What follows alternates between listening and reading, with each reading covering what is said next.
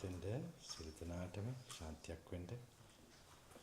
So be happy. Be happy. I have to keep on telling sorry, but you know, 3 to.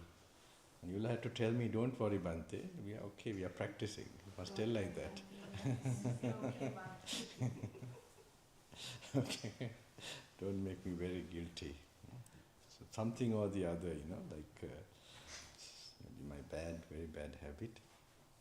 But I see what has happened to you all. Is everybody here inside? Komlino or Dhamma? Couple of them I rang a bit. Okay. We'll have to wait. Today is the last, I would say, today will be your second day, no? Second day. So it will be little like steep, but you're getting into the rhythm. As long as you didn't talk and just I want to know how many of you have finished. I gave a number, right? In that book. How many of you are close to that? Okay. All right. Who is not close to that? I was contemplating. So because I already read everything once. Oh no, for you no problem. You must do it slowly, whatever you don't have to cover anything. Both of you. You have the Chinese one, Chinese book? Yeah. You have both Chinese and Yes. English, right? Yes, I have the Chinese. This is Chinese portion. Okay, right. You compare with both Yeah. Chinese, English, okay. Right. So, how many of you are not close to the last? No, you all are working no matter. Doesn't matter, you're like excused. Anybody else? Antima Pituata? Huh? More than half. More than half. That's okay. More than half? It's birthday. Other lady? And we finished that little book also. Oh, that's good, yeah. That already, yes, that's okay. And, alright. So, let's go.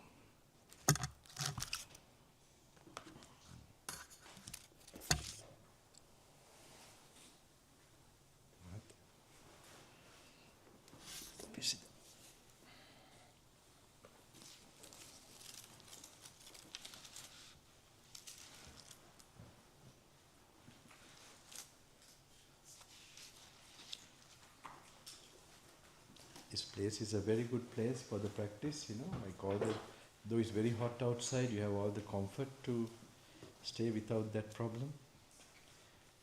Now only I'm also gaining my health, so hopefully I also can practice.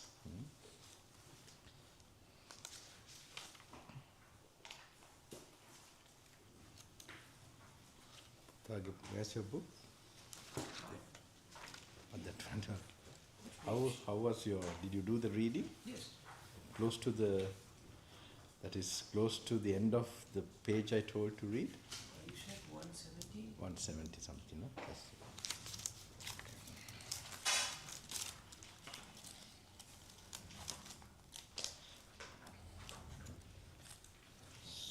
So if there are some striking ones, you can continue tonight. And tomorrow morning also just have a overlapping kind of reading, little more slow of that. Okay, if you are very close. You should know, like you just have to cover, but real thing is to really to sort of really apply to you to try to get a mental picture of what you're reading. That is the most, that mental picture means your wisdom is starting to work, but in this retreat you can't do that fully. 5 days, it's like I'm trying to give you some idea of that as well as make sure that you just cover this much, and then by force you'll be taking something away. Okay? Just in 5 days, this is something I have created, mixing up two things. But the other one, the way I told, like you have to read and contemplate in your walking meditation and all, that's the exact thing. You don't try to understand, you skip. All these points you understand, right? This is the way you must, this is the technique of reading the sutta and make it a meditation object. And same time you have to develop samadhi. You see now, so even if you contemplate, it depends all on the level of samadhi you had. And the level of samadhi will depend on the type of virtue you had.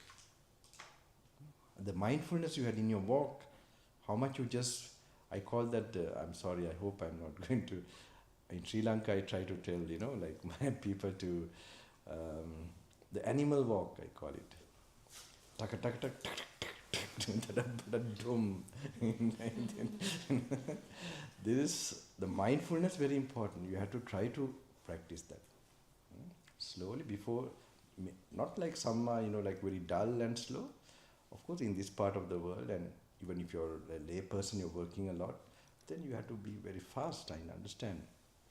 But try to get that, you can do it. You can, very important that, like when you're driving the car, or even now you can start, when you're going, be conscious. Before you get up, try to be conscious. Before that, just see, let me now get up. Let me watch myself getting up.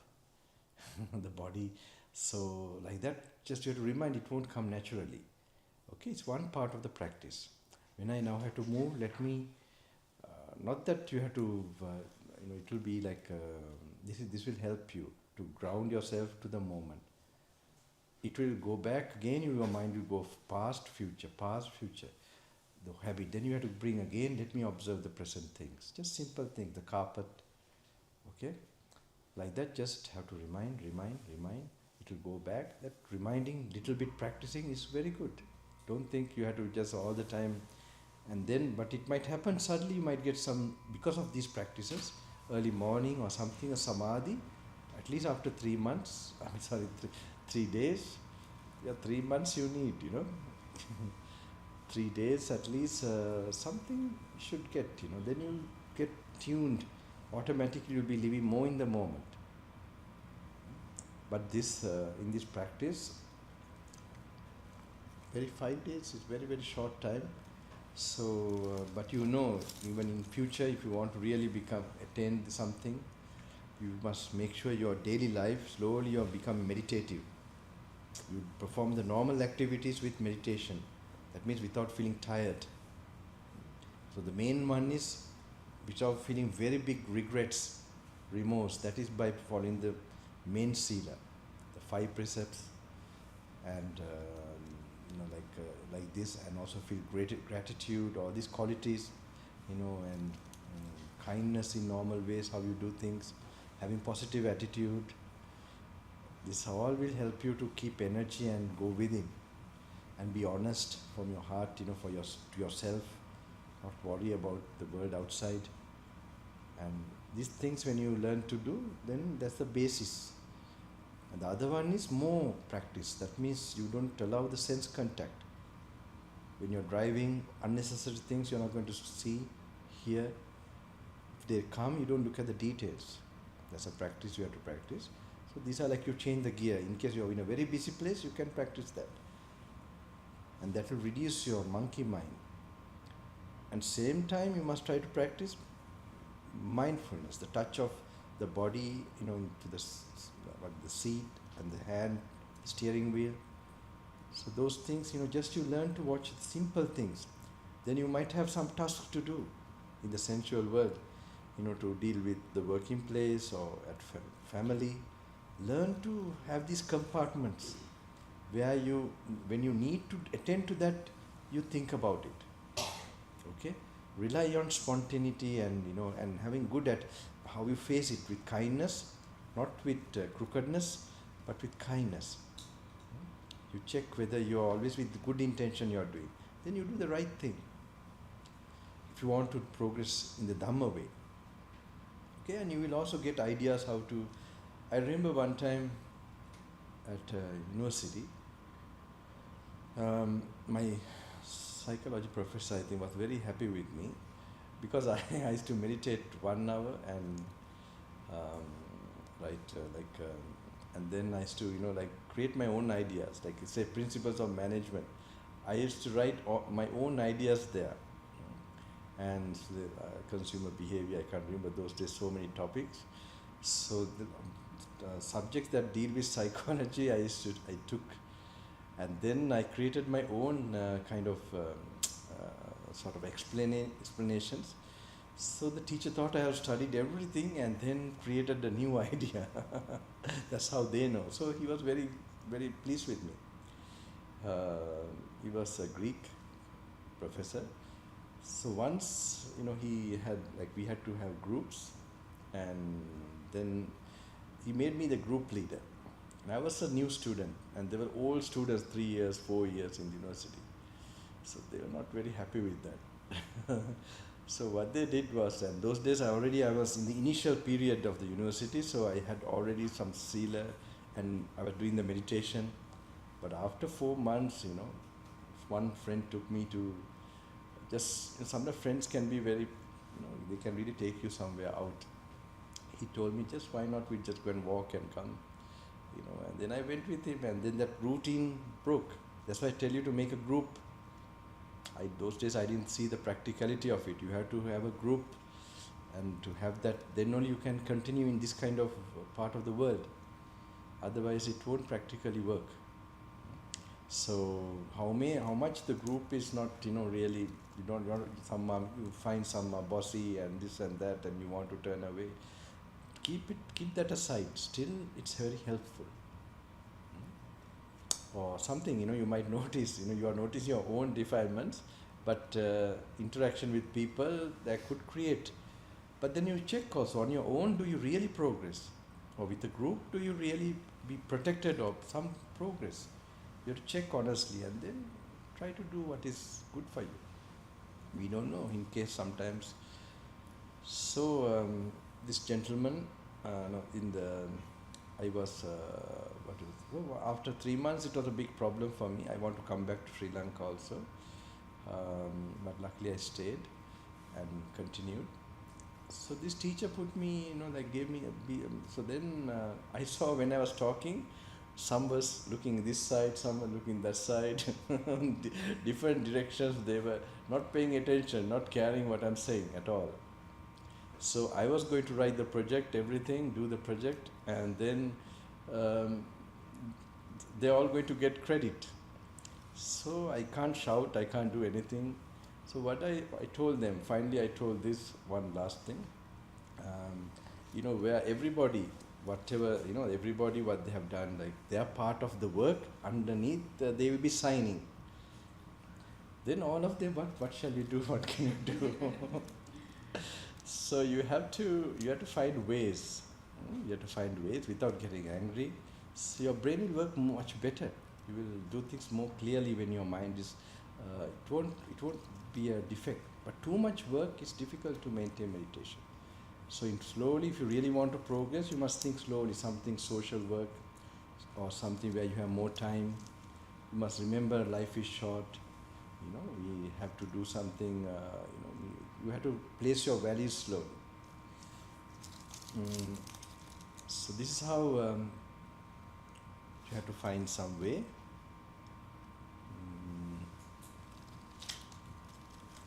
Wait. So this practice is important. You have to do. Now even in this retreat, you can try.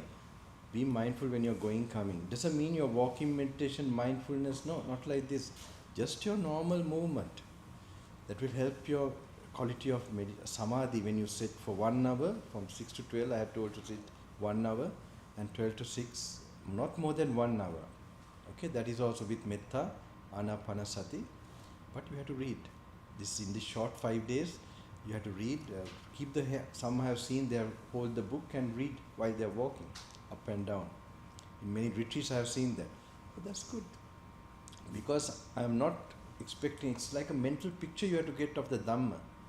So when you have awareness in the present moment and getting that mental picture, it is Sati Sambojjhanga working. That is enlightened factor of mindfulness. Okay? Because this kind of a mindfulness only will lead to enlightenment. Okay? Mindfulness of the Buddha's teaching. Then comes Dhamma Vijaya Bojjhanga. That is the second enlightenment factor. what you are doing, you are thinking of the Dhamma, even about the conditioned nature of consciousness or something you have read like that. That analyzing thinking becomes Dhamma analyzing Dhamma Vijaya Bojjhanga. Dhamma Vijaya means Dhamma analyzing the teachings. It's not my this thing. That is what will lead you to those sparks of real awakening.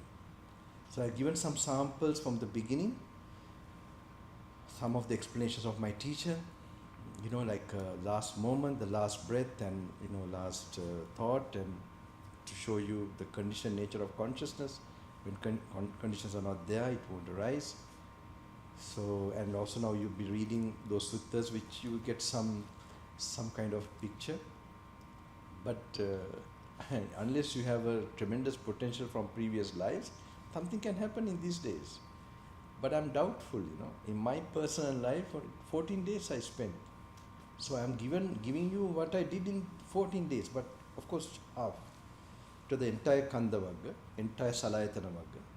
But I made it half, but still I'm giving you that because my concern is actually, if I'm also surprised how you all are turning out here.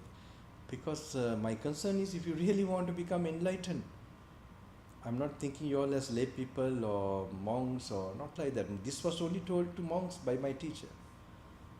Very briefly he used to tell, if you want, he would advise in the other advice, if you want to attain the path and fruit, read the Kanda and Salayatana. So, but nobody stayed with him to know the exact sequence and all that. So I stayed. When I stayed, he gave me this exact sequence. Word of the Buddha reading, and there's some few more books, but this is basically the main things, I would say. And I told you about mindfulness and all that when you're walking. That's also one part of the sutta, instruction by the Buddha. It's called, if you don't do those practices, you will not get that, you are not developing purity enough, stillness enough in the mind to get those visions. What is one reason why you're reading the same thing and you're not, you're reading those, that you're not getting that spark, is that your mind is not, you could say, samadhi-wise or spiritual-wise matured. So sometimes it took 1 year, 2 years, and by the Buddha's time also. And he saw the person when he's ready. Then he came and told this kind of discourse. Then it just, because he's not there now, but at least I told you like a bunch of keys we try, and then we continue purifying our life. So meditating, samadhi, and your general way how you move, how you eat. Not trying to taste the food, not having too much sleep. These are all called the causes for that spark experience to come, that samadhi also to come. Because in the samadhi only, that kind of mind, you can have those intuitive brain working. So that's why later on even do even the early morning at home even. Like the same way, compassion meditation, actually the anapana is not explained, no? It's cut, I think, in the recording. It's not there. Okay. I think we have to add only that. It's very simple. After doing the compassion meditation, to watch the breath, to leave the compassion also, that wishing and all that, visualizing, and to watch simple breath. That's the only thing you have to add, not for long period. This is how I practice, just for samadhi part, but the main part is here. So you do a bit of that and bit of reading. If you balance these two, something could happen. Something could happen. Okay, tomorrow, day after, I will guarantee your whole body, everything will change a bit. Okay, we'll see. I saw all the retreats, so you don't have to go to any body shop or anything. Okay. This aura, it's all detoxing. I hope you are doing everything what I'm saying should happen. I was remembering. 3rd day, 4th day, I told you give me 4 days. All right. It's not the easy thing because Buddha's teaching, and normally in meditation you expect to sit down and enjoy some peace and restfulness. Here you keep on some reading and maybe some repetition so much, But I'm sure you will, if you know with the Buddha's teaching, I did it also that way, with a lot of faith in my teacher also, and then it was life-changing for me. Life-changing for me. Actually, I saw this as old Buddha. I must tell you honestly, the 14th day I saw this as some experience, like you in very solitary environment. You also having the same, so it was island, and forest, and not big forest, but old forest, like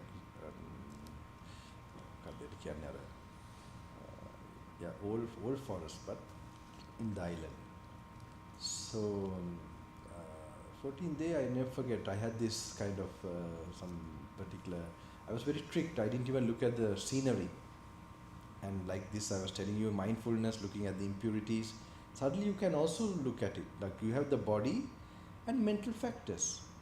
Now you already know, it's body, feeling, perception, and so on. So just the body and mental factors. Even now I am seeing you. These are mental factors of Vedana, Sanya, Sankara. Okay? And the dirty body is there. If you get some very distracting or some kind of thought or this thing, what is it? You can also remember. Buddha says, whoever delights in feelings, delights in suffering. So this word should echo to you, and then suddenly you will automatically get the feeling, I'm not going to go behind it. And also, it's just a dirty body, full of impurities, and then these mental factors. You're looking at you from like outside, from this map. This is like a map for your, stethoscope, or not telescope, you have what? Not binoculars. What do you call that long one which you look at the stars? Telescope, yeah. All right. So it's something like that. And that's the real picture.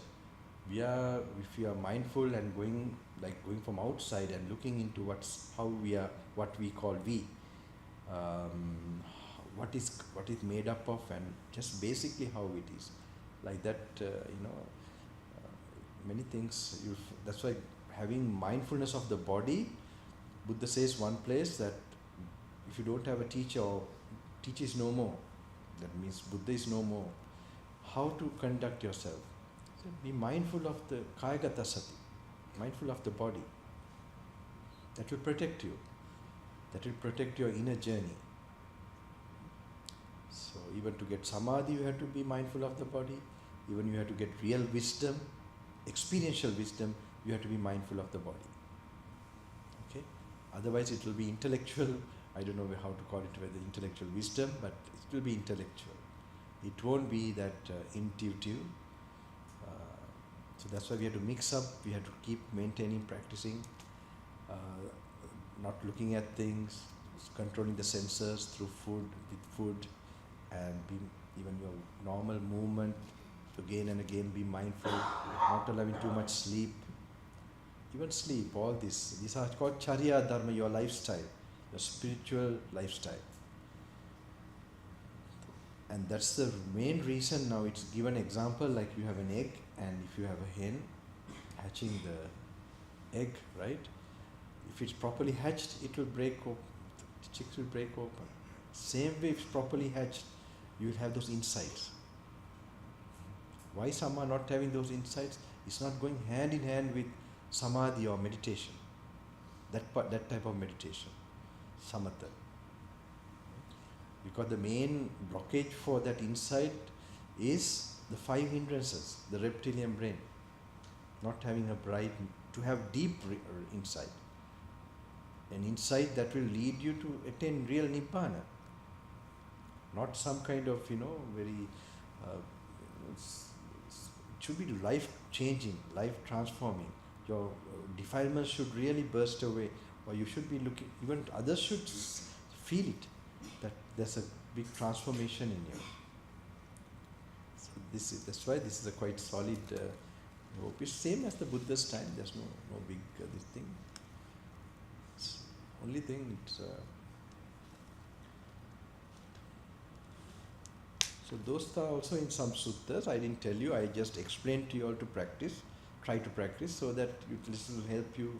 In case some words there, it might give you some insights while here, in this short period.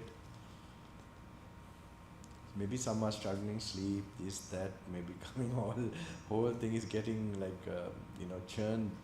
That's okay. That's tomorrow and tomorrow. Day after tomorrow, morning, you can tell me, I may see how you are doing. Okay.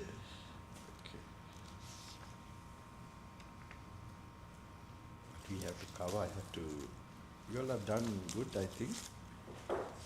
And keep silent, no talking. Think you're alone in the jungle, get that feeling. That's also very important, solitary feeling. Otherwise you will miss, all this, you lose your energy by talking. And other one is mental proliferation, daydreaming. It can also happen if you but we have now no time for daydreaming, you have to read. So that's,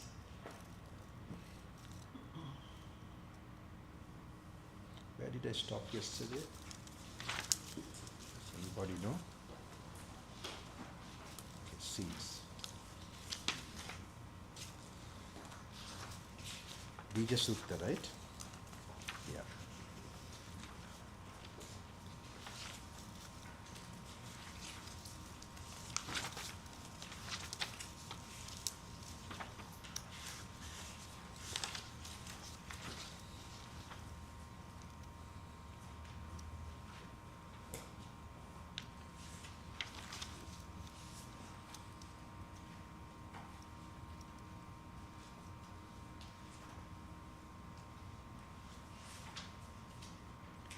You will become 5 years younger after this program. Actually, I really noticed that. Some in the New Jersey one, right? Not many old people. Even I might look young after this retreat. I'm old person, so there was one old gentleman. I also noticed the wrinkles are normal, and because this, I told you about I don't know, not here. I have told in programs about ojas, tejas. They get formed. Ojas come from faith and it's like adrenaline you get, hormone when you get fear and all that, and that hormone makes you have those thoughts. Same way, I told you one of our senior very teachers, I would say. He explained how if something is, if the mind becomes calm enough, peaceful enough, that it also should create something in the body. So he called it minus adrenaline. So I suddenly remembered ojas. So ojas is a kind of Ayurvedic, substance which goes to the brain. Okay, and it opens up areas of the brain which is not open and get deposited. And that ojas, that makes you have those thoughts. So it's like it's a connection. So more you are creating that, more easily you are getting those thoughts. Same way in the other way, with desires and anger. More you allow the anger, all those things, not only that, sometimes even unseen spirits also follow you. Desires also same. So sometimes you are controlled by them. That is in a very high degree of like diabetes 2.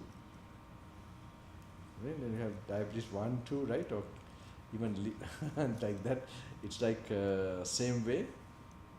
You have, like, if it goes to another pitch, then you have an addiction, then you are driven. So also its karma is connected in the past. Why one is driven by that. So, but now when you put this way, it's a counteract. And then suddenly your good luck or your good karma might attract a force that helps you. Then you break it. And so these are opportunities or chances where this can happen. And then you are going in a good way, and then you can go beyond good also. That is, you have to first do the good things to go to something even higher. If you are so stuck in mud, it's not possible to, not easy. But the mere fact that one is able to, that means there's a lot of potential. That's why I said even if someone can physically come, maybe sometime sickness, different karma is working. Not the time, maybe another time. But this is a time possibility for things to change in one's life. If I didn't, I also had a lot of obstacles going to see my teacher, and if I didn't go, if that didn't happen, this whole thing would have changed in another way. So luckily I didn't give up, and I just somehow they made sure I go. And that 14 days,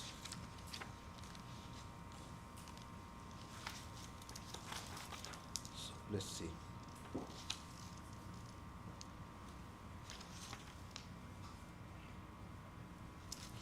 Okay, page number 71.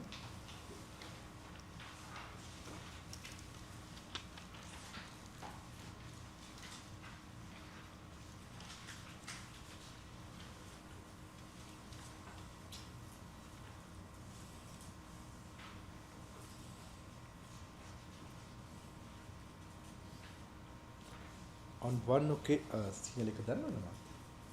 Clean කියලා උපාදාන හරි තියනවද? අරහන්ත වග හරි මොකක් හරි? ඔව් අරහන්ත වගේ. ඒකේ පිටුව 69 69 61 69 වෙනි පිටුව සිංහලක, English one 71. Thus have I heard, on one occasion the Blessed One was dwelling at Savasti in Jetagro, Anathapindika Park. Then a certain bhikkhu approached the Blessed One, paid homage to him, sat down to one side and said to him, Venerable Sir, it would be good if the Blessed One would teach me the Dhamma in brief, so that having heard the Dhamma from the Blessed One, I might dwell alone, withdrawn, diligent, ardent and resolute. Because in clinging, one is bound by Mara. By not clinging, one is freed from the evil one. Now when I told you whenever you read, you must relax your body. I think you are quite relaxed and comfortably sit, because it's a meditation exercise. And you must watch yourself peaceful and watching the natural breath. It should, you should notice that you are, at least come to the point where you are noticing your own breath, breathing process. Because in clinging one is bound by Mara, by not clinging one is freed from the evil one. Understood, Blessed One, understood, Fortunate One. In what way, bhikkhus, do you understand in detail the meaning of what was stated by me in brief? In clinging to form, Venerable Sir, one is bound by Mara. By not clinging to it, one is freed from the evil one. In clinging to feeling, to perception, to volitional formations, to consciousness, one is bound by Mara. By not clinging to it, one is freed from the evil one. It is in such a way, Venerable Sir, that I understand in detail the meaning of what was stated by the Blessed One in brief.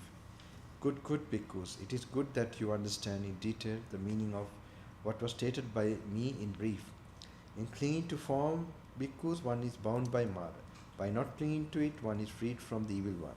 It is in such a way that the meaning of what was stated by me brief should be understood in detail. Then the bhikkhus, having delighted and rejoiced in the Blessed One's words, rose from his seat, and after paying homage to the Blessed One, keeping him on his right, he departed. Then dwelling alone, withdrawn, diligent, ardent and resolute. Now this is how they attain this. Look the conditions, how all who attain this, dwelling alone, withdrawn, diligent, ardent and resolute. That bhikkhu, by realizing it for himself with direct knowledge, in this very life entered and dwelt in that unsurpassed goal of the holy life, for the sake of which clansmen rightly go forth from the household life into homeless. He directly knew, destroyed his birth. The holy life had been lived. What had to be done has been done. There's no more. This Arahant, he also became an Arahant.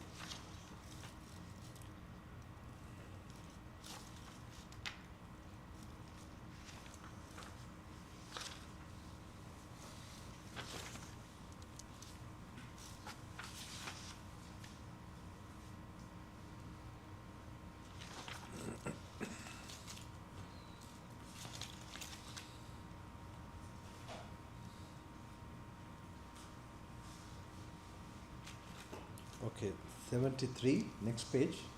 Okay, close to that place. 73. Ituwa හැත්තෑව අභිනන්ද සූත්‍රය.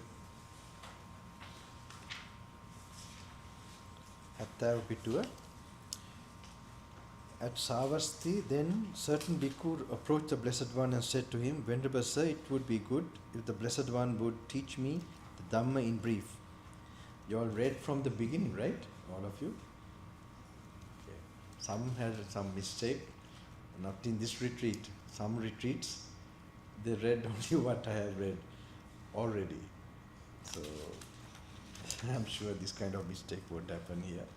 So, it happened one time. Venerable Sir, it would be good if the Blessed One would teach me the Dhamma in brief, because in seeking delight, one is bound by Mara. By not seeking delight, one is freed from the evil one. Understood, Blessed One, understood, Fortunate One.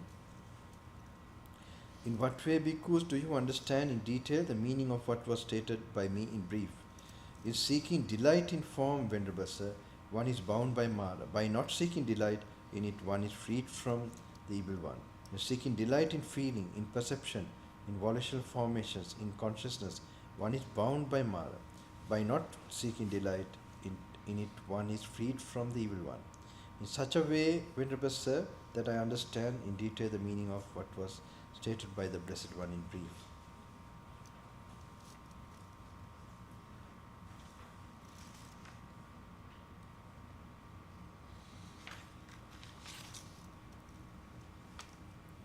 So, next page also, whatever appears tantalizing is seeking delight.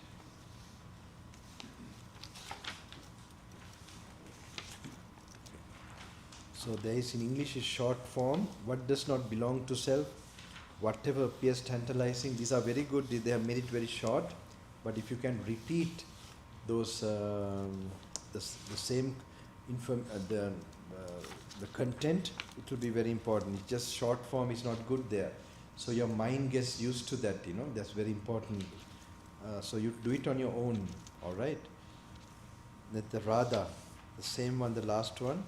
As Savasti, then the Venerable Radha approached the Blessed One, paid homage to him, sat down to one side and said to him, Venerable Sir, how should one know, how should one see, so that in regard to this body with consciousness and regard to all external signs, eye-making, mind-making, and the underlying tendency to conceit no longer occur within? Any kind of form whatsoever rather, whether past, future or present, internal or external, gross or subtle, inferior or superior, far or near, one sees all form as it really is with correct wisdom thus, this is not mine, this I am not, this is not myself. Any kind of feeling whatsoever, any kind of perception whatsoever, any kind of volitional formations whatsoever, any kind of consciousness whatsoever. With the past, we do this in the morning, okay? This way of contemplating, I did it in the morning, and then in the recording, right? And then turn it to metta, compassion. Actually, I have been doing this from the time I did practice this. I told you I was looked after by robbers one time at a particular inside a jungle, and then to overcome the pain, I contemplated this in this way. That was, I knew the sutta already, so applied to those painful feelings, and I was noticing the pain was going away. So after that, it has been a habit for me every day. I would use it to contemplate and turn it to compassion, wish everybody. So like to know that Nibbana is like this, and then to wish everybody like that, to spread compassion.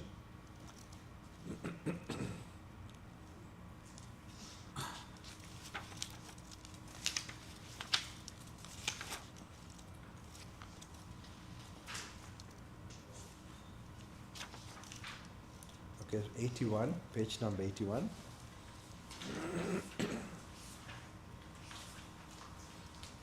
Being devout.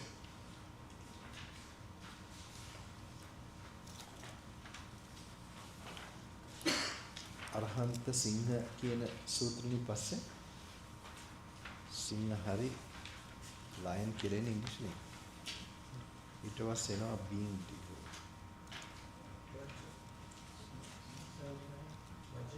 හරිද?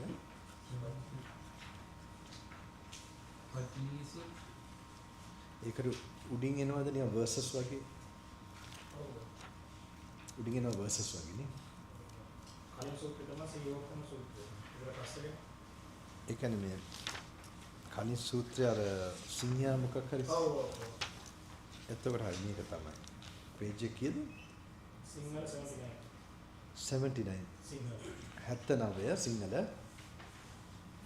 Page number 81, English one. 77.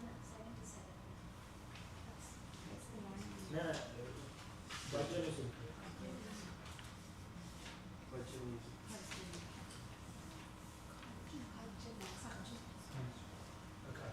Page එක කීයද? 79.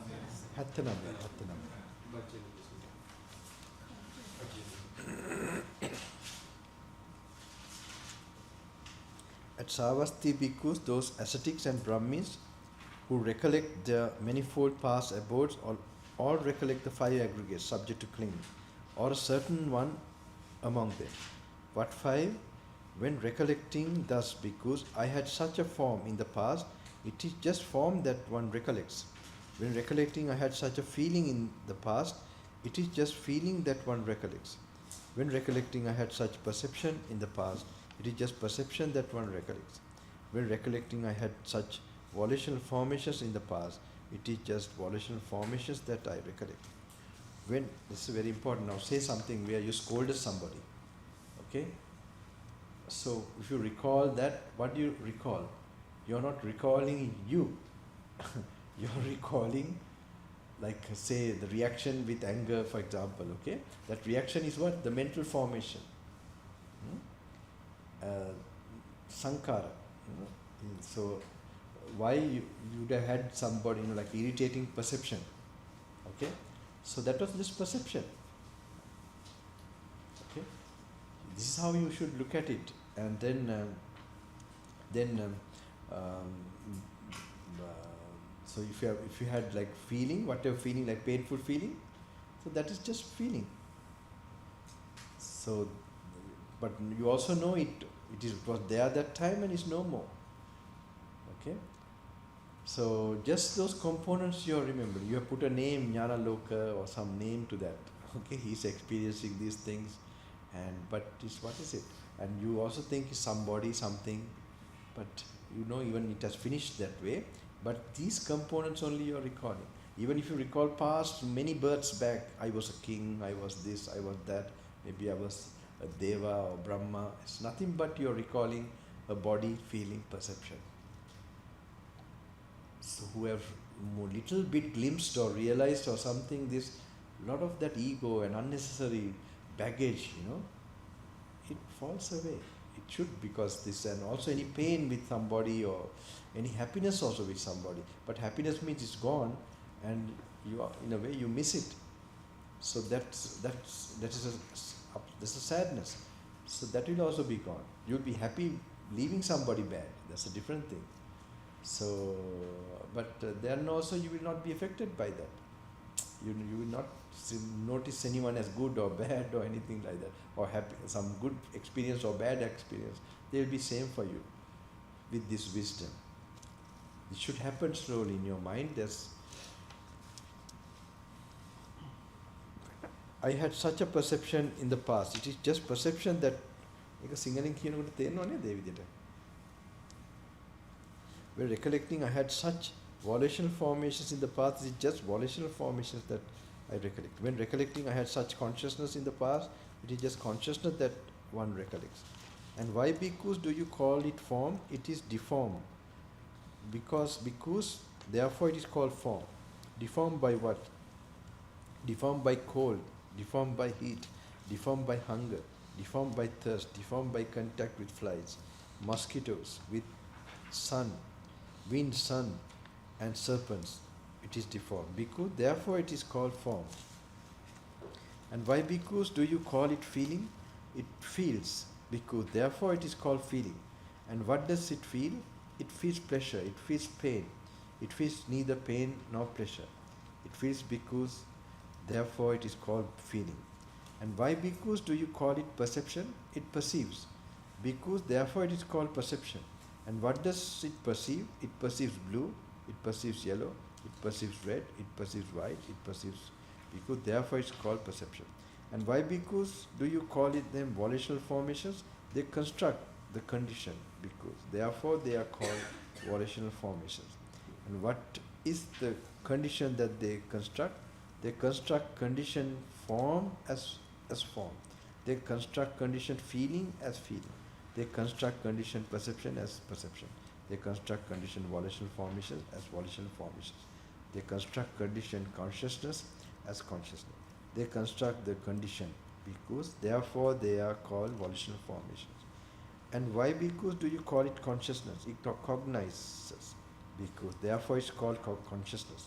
And what does it cognize? It cognizes sour, it cognizes bitter, it cognizes pungent, it cognizes sweet, it cognizes sharp, it cognizes mild, it cognizes salty, it cognizes blunt, it cognizes bhikkhus, therefore it's called consciousness. Therein bhikkhus, the uninstructed noble disciple reflects thus: I am now being devoured by form. In the past too, I was devoured by form in the very same way that I am now being devoured by present form. If I were to seek delight in future form, then in the future too I shall be devoured by form, in the very same way that I am now being devoured by present form. Having reflected thus, he becomes indifferent towards past form. He does not seek delight in future form, and he is practicing for revulsion toward the present form, for its fading away and cessation. I am now being devoured by feeling. Then it goes to feeling, perception, and so on. Okay.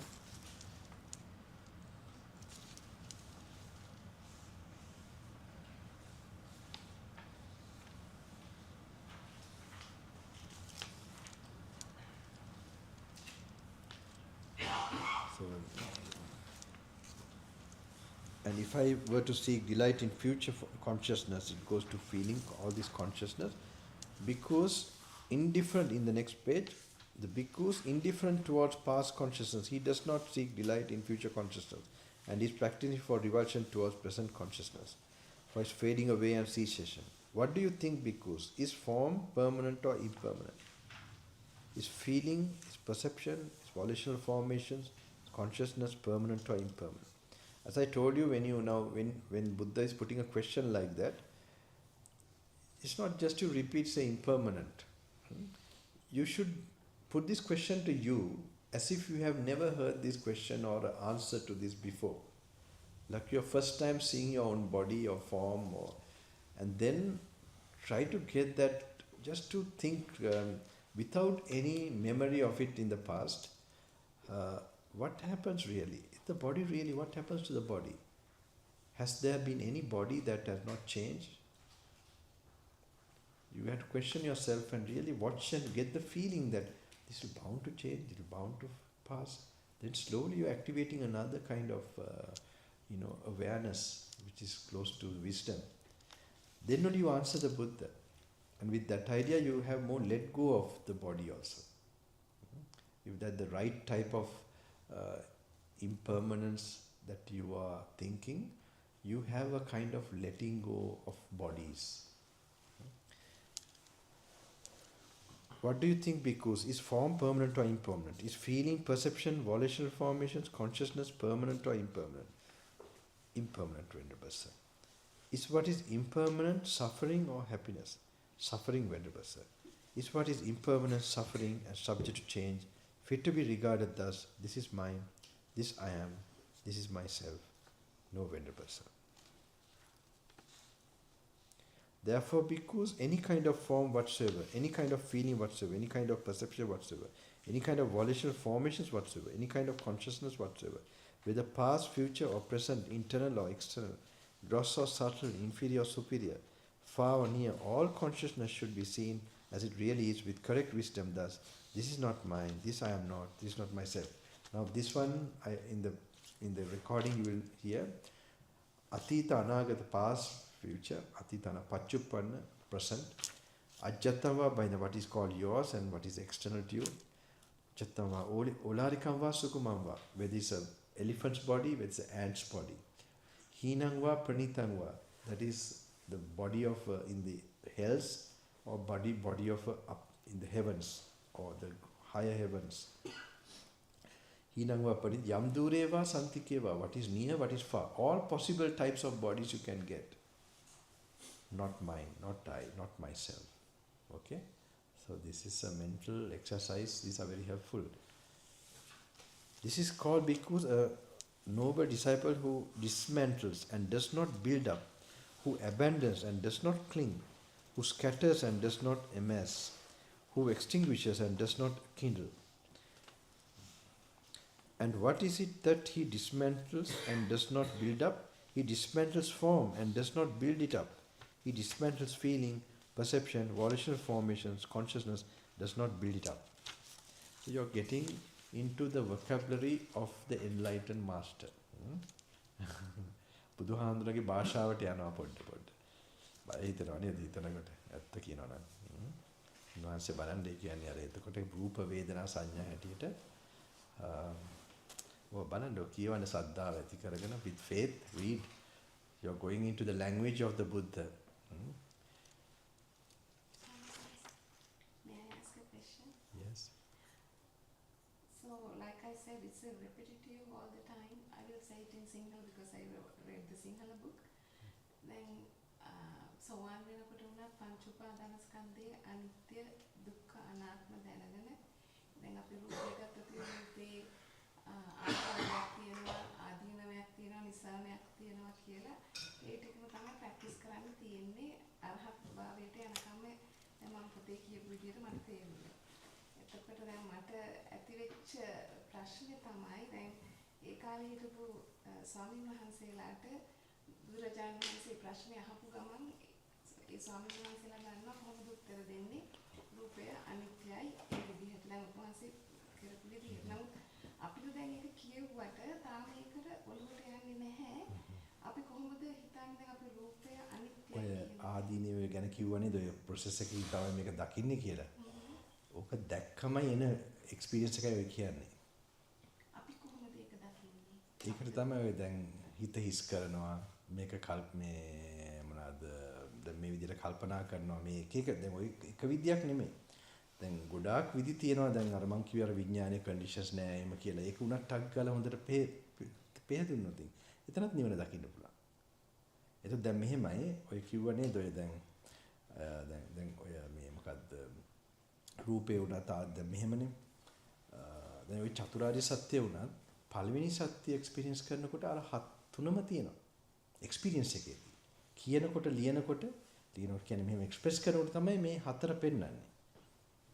ඒ කියන්නේ දුක්ඛ සත්‍ය experience කරනකොට එතන අපි කියමු දුක්ඛ සත්‍ය experience කියන්නේ අනිත්‍ය සංඥාව ඇති වෙනකොට දුකයි කියලා අනිවාර්යයෙන්ම මේ තමන් මේවා කරනවා. ඒ කියන්නේ උතර පංච උපාදානස්කන්ධය මේ අනිත්‍ය මේ වෙලාව තමයි උතර මේ මෙහෙම කොටස් නෙමෙයි එක්ස්පීරියන්ස් එක කතා කරන්න බෑ.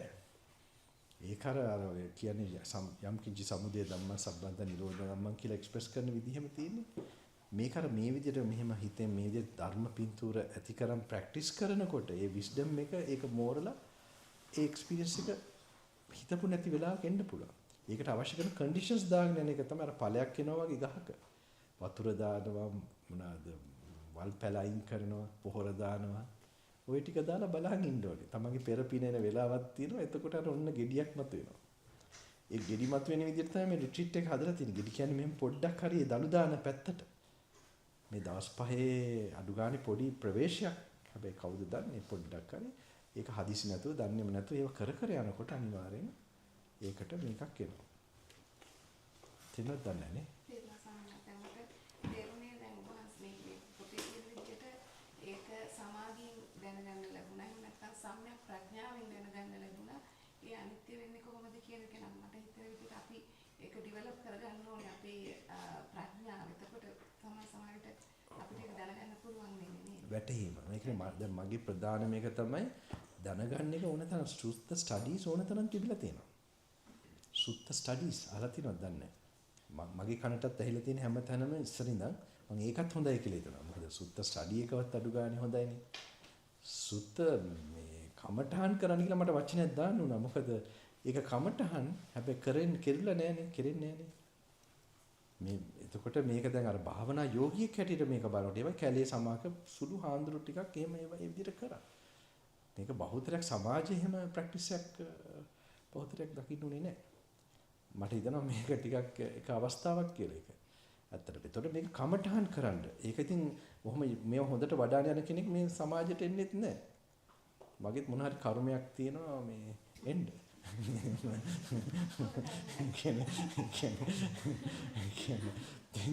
මේක මේ දේශනාවල් හරියට මෙයා වෙලාවට මේක බුදුහාඳුරු දකිනවා. මේක දැන් මටත් ටිකක් බල යනකොට එන්න බලනවා.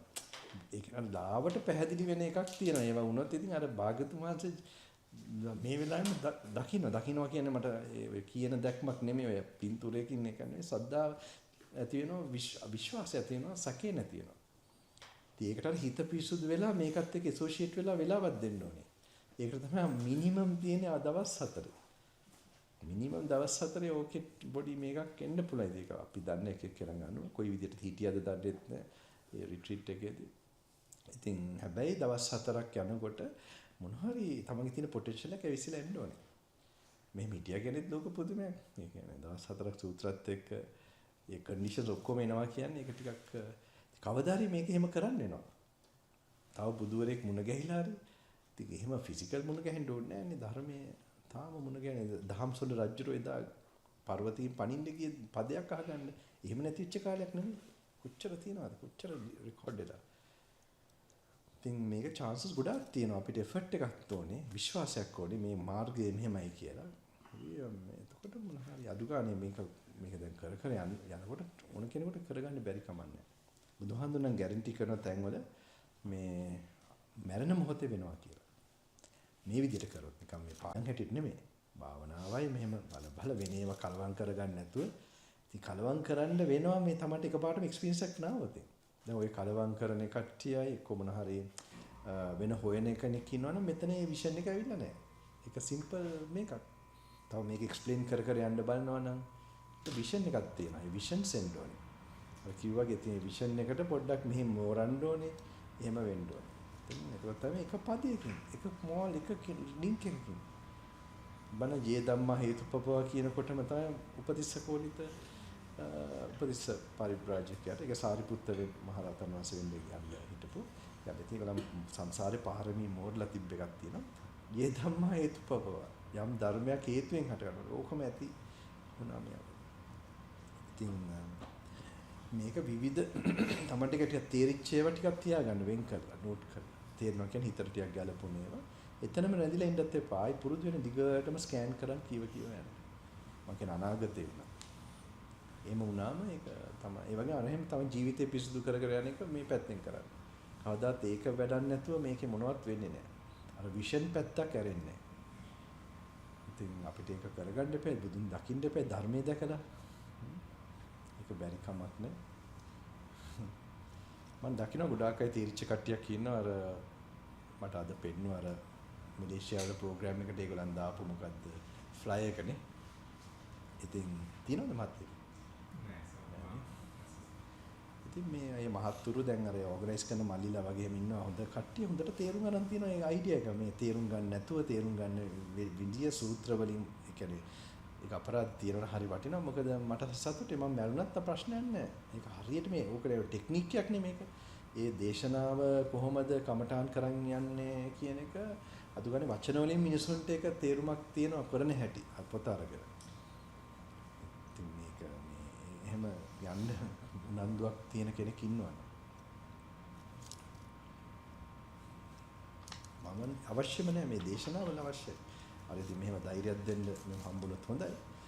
එහෙම නැතත් තනියමුණත් අපිත් ඔය දන්නේම නැතුව අර පොඩි පිංචක් එහෙම අරගෙන තමයි මම අර අද්දද ගලනේ. අහන්නේ අද්දද ගල ආරණ්‍යයට වැඩිය.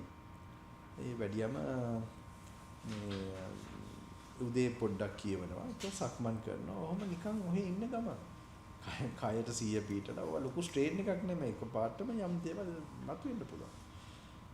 සමහරට එක එක නරක සිතුවිලිත් ඇවිල්ලා දන්නද අර අපේ තියෙන අකුලේ මෙයා වෙච්ච ඒවා ඊට පස්සේ ස්ටේබල් වෙලා මොකද එනවා එහෙම අපේ දැන් මොකක් හරි ලොකු වස්තුවක් ළඟ තියෙනකොට අර යක්කු ටික ඔක්කොම එනවා ළඟට. ඒක කලබල වෙන්න නරකයි. කලබල වෙන්න පසුතැවෙන්න නරකයි. ඒ කන්ටිනියු කරන්න ඕනේ. ඒක ඔන්න මැනික්. එහෙම මේ ගමනේ අපි නිතරම අත්දැක්කා.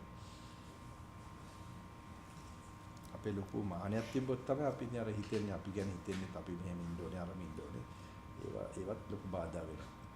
එන විදිහට අරන් මෙහෙම කන්ටිනියු කරොත් බාධා ආවත් දන්නේම නැහැ හොඳ දේවල් ටිකක් තියෙනවා. ඒක තමයි මම මහණ වෙන අන්තිම ඩිසයිඩ් කරේ එතනදී ඔය මං හිතුණා දෙවෙනි පාර කරන කට්ටියට ඒ සූත්‍රය දෙන්න කියලා.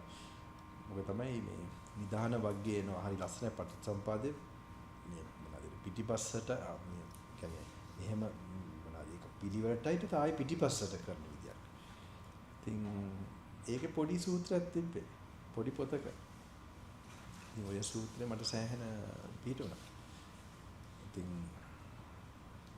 ඒකයි අන්තිමට ගොඩක් කියවන එකකුත් නෙමෙයි. දැන් මේක තියෙන්නේ බොහොම වාස්ට් විදියට සෑහෙන පැති ගණනාවකින් Tamanට අර ඔපචුනිටි එක දෙනවා මේක ඇති වෙන්නේ. ඒක ජර්මන් හාමුදුරුවෝ සකස් කරපු සුවිශේෂී මේක. උන්වහන්සේගේ ඉතින් පෞද්ගලික ගමනටයි ඒවත් අපි ඉපදෙන්නත් ඉස්සෙල්ලා මේ ගමන යනවා.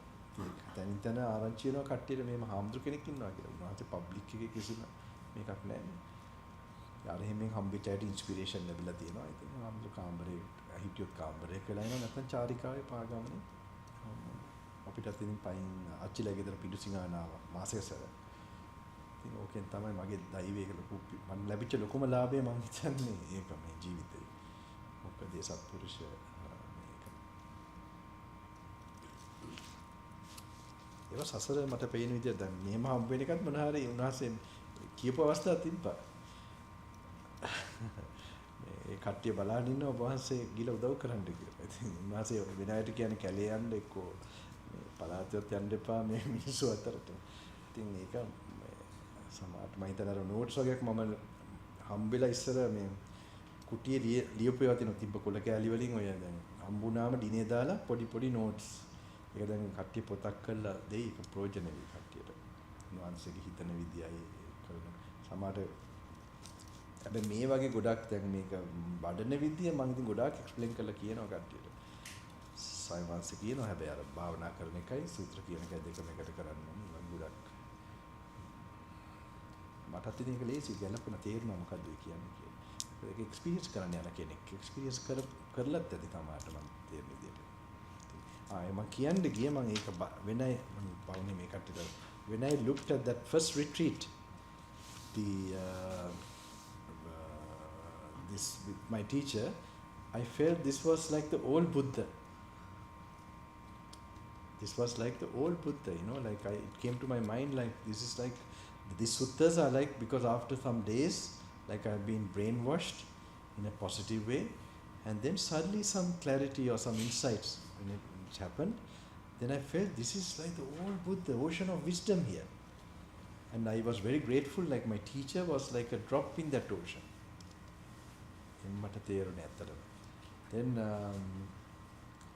Then you know what, I felt so faith in the Buddha. Some mistakes I did as a young boy, I want to confess to my teacher. I didn't see him as a body person, like a person, you know, I saw him like Dhamma.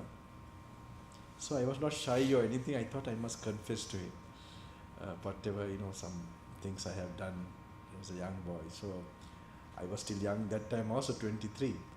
Then I came to him and I told Bhante, he knew I would have been, I was very, very happy with the Dhamma. Bhante, can I confess something, you know, what I done in the past? Then he told, this is only done by monks. If you want, you can do. Because it is normally monks do that with other senior monks or Upasampada monks. You confess, you don't hide things. And then there's a way of purifying your virtue or your sila. So I said, can I do? He said, okay. And then I told him 2 incidences where I want something. I can't tell all that to you. I told him already. I one time lied to my father, you know. I had to lie because I did something very bad. Like, 14, 15, not easy time. I was also at a very dark side, one this side and then this. I told some people last time, due to some karma in the past, how it was coming in the beginning time of my life, and then to fade away as I was getting older. Everything has a reason from past, so you must not nourish those old, things at all. It's going to block you for your future true happiness.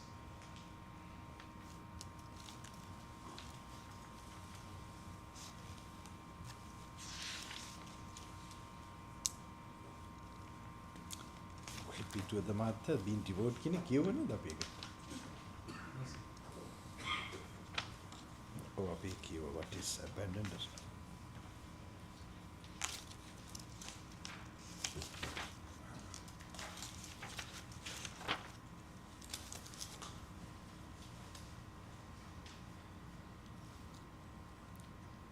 මගේ ප්‍රශ්නයක් අහන්න ගිහලා නෙමෙයි ගොඩක්. කමන්න. අර අනිත් ප්‍රශ්නේ පස්සේ උත්තර දෙන්න මොකක්ද අර සයන්ස් සම්බන්ධ. The river 115 115 මේ නදිය කියනවනේ මොකක් හරි. මේක ටිකක් ඒ හරිය ඇත්තේ 113 නදී සූත්‍රය. 113 සිංහල එක. English one is 115, the river.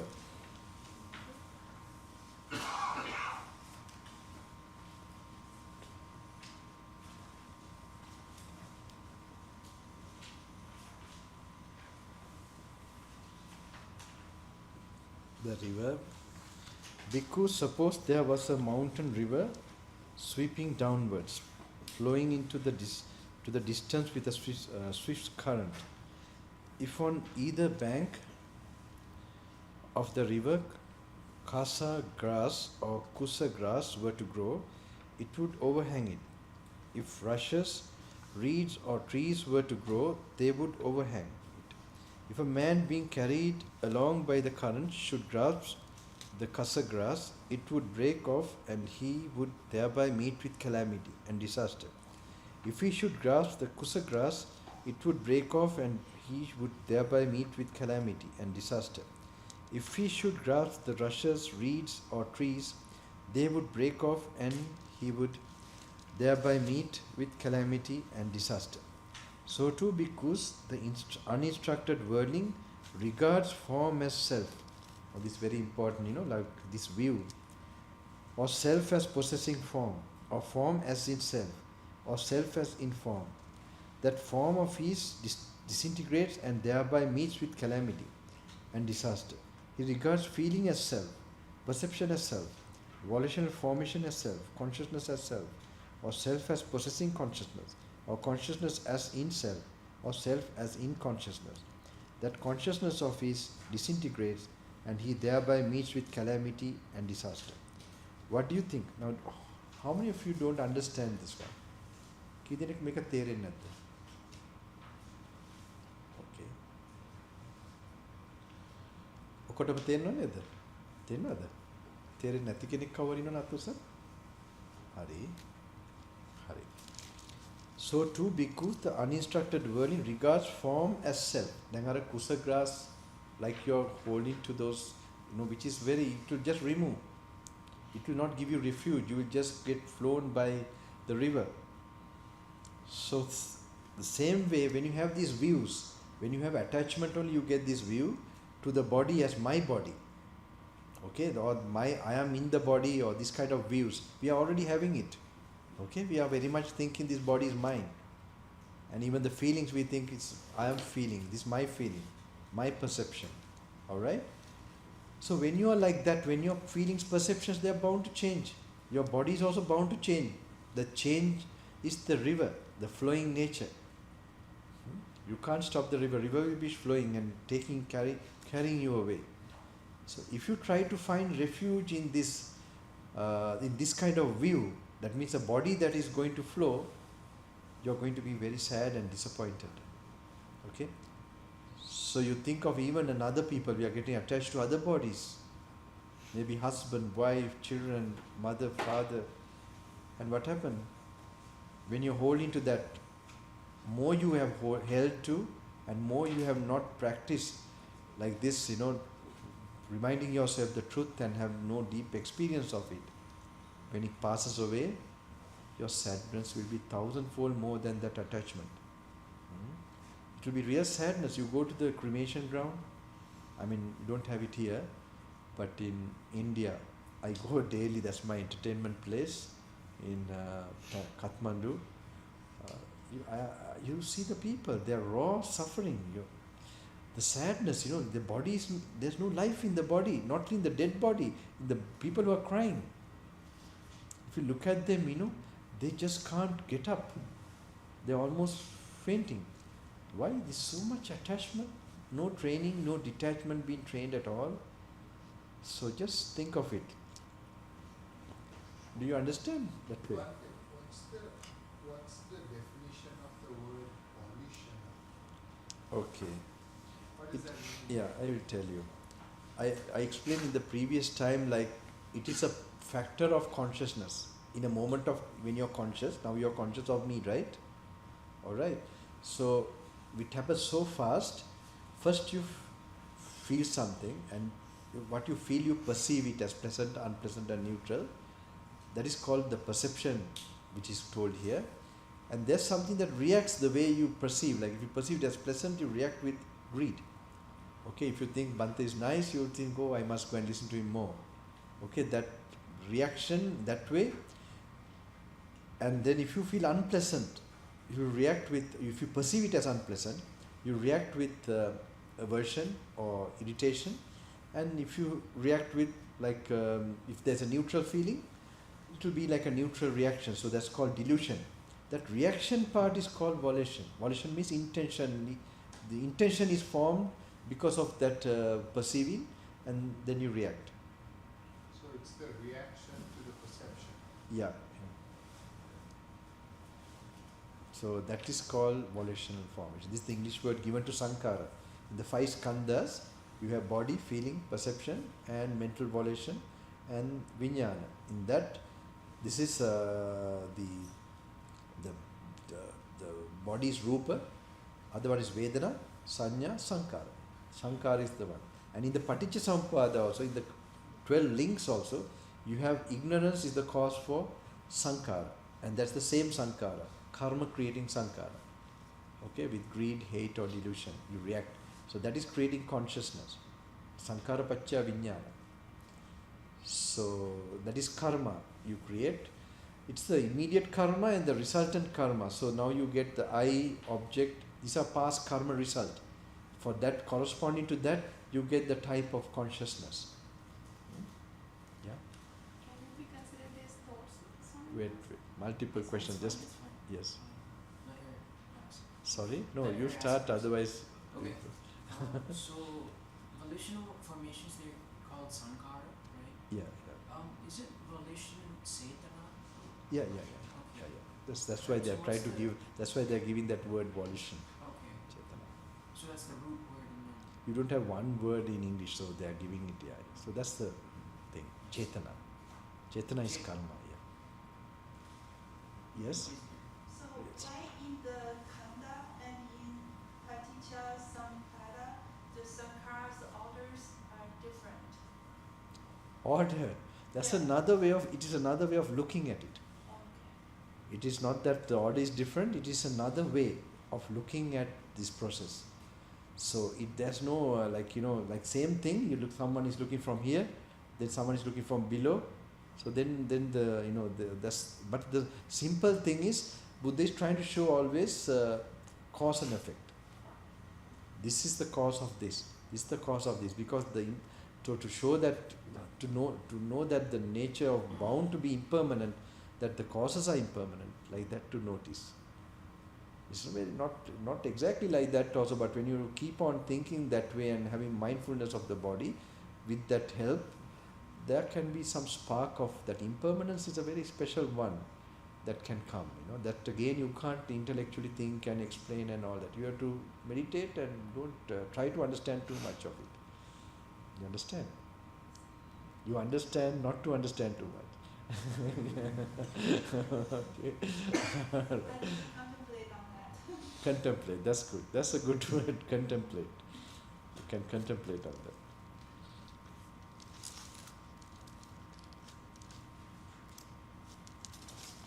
My teacher just tell me to read these things. He would not explain all this, I am explaining also about how the ear and the object and, this is from Goenkaji's actually. He explained when he was those days going, I was a young boy, I saw him going from program, I went from program to program when it was in Colombo. So it was okay, it is in the suttas also, this way of, so just for people to get some idea, this body, feeling, perception, what is it. But they're all not really, they all happen simultaneously, so at least some idea for you to have. So don't try to know it like, from your thinking mind. Just keep it there as a mental picture. Create that mental picture of analyzing. Keep your thoughts slow and then think. If you have no thoughts and then think, then only the right thinking will come. So that you have to harness separately from samadhi. Then you have one thought. Okay, then you have very big possibility of getting the right kind of thinking, which will trigger intuition. Okay, it's not a big struggle. It just will be very, very clear, very apparent. අමතකුණා දහන්නේ. හිටියන්නේ මොකක්ද අහන්න හිටියන්නේ? එකම එකද? ආයෙ නා උත්තරේ ලැබුණානේ නේ. කොහොමද ඒක එකපාර එකක් වුණේ? ටෙලිපතිද? So we were asking you that volitions Yeah. is same as thoughts. As Thoughts. Chetana. Chetana. Same.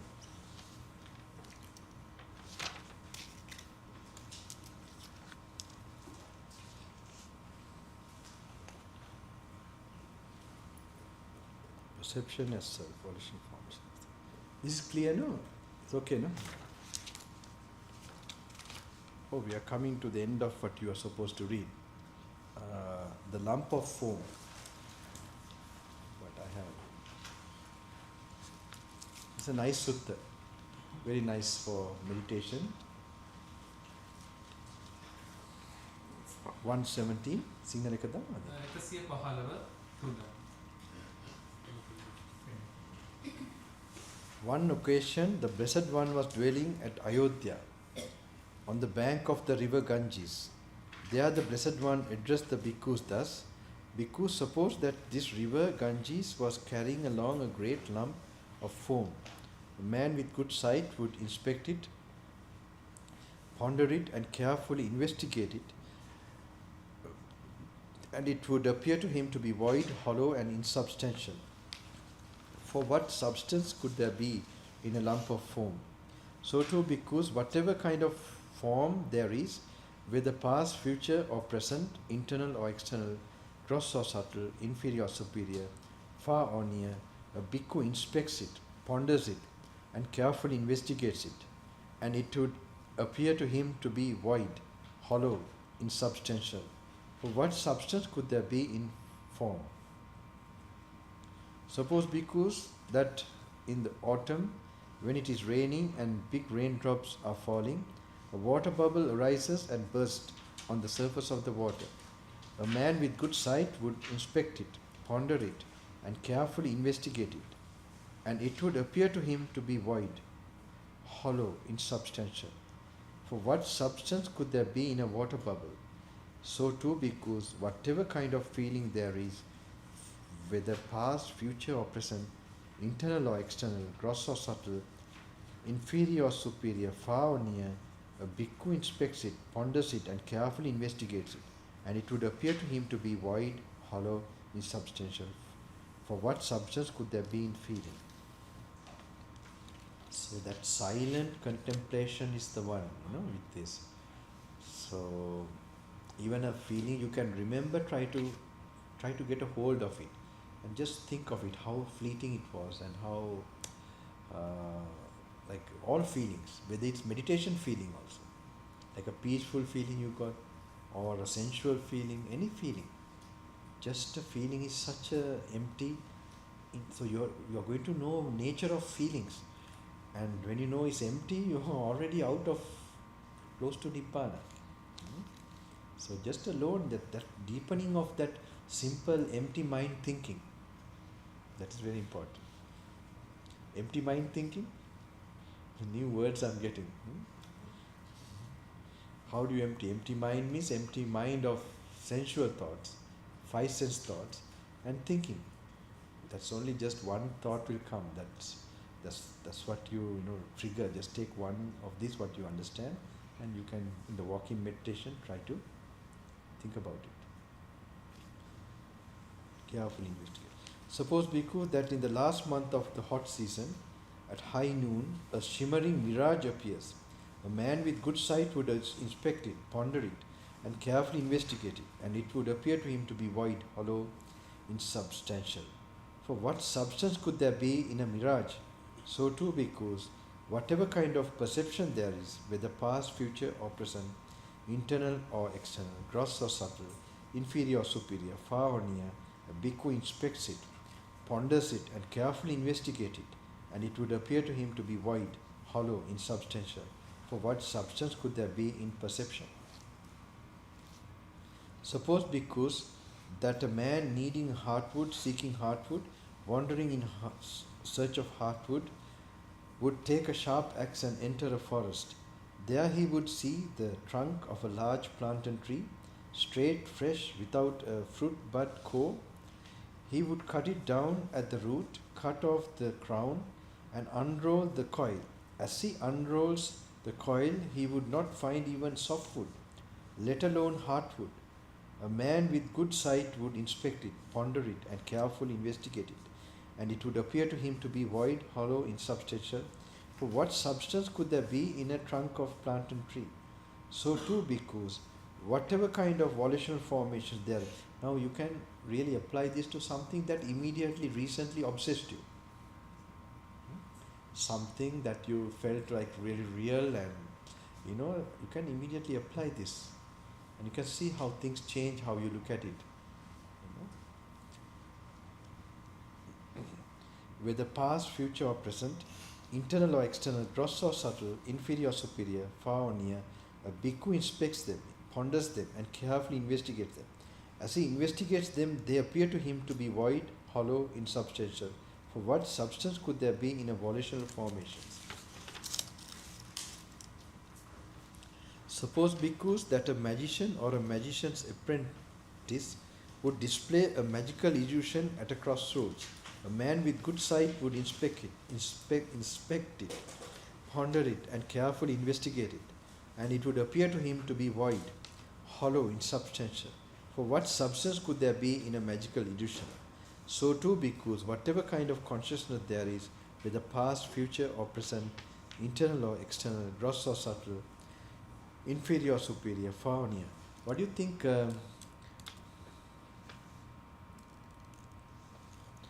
So can consciousness be alone anytime? Can it arise without any other body feeling perception? No. Or at least feeling perception? Can it arise? Anyone who think it can arise without maybe body but without feeling, perception and volitional formations? කවර හිතන්න පුළුවන්ද මේ ඇඟ නැතුව කමන්න ඇඟ තියනවා කියමුකෝ මේ වේදනා සංඥා සංකාර නැතුව විඥානයක් පහළ වෙන්න පුළුවන්ද?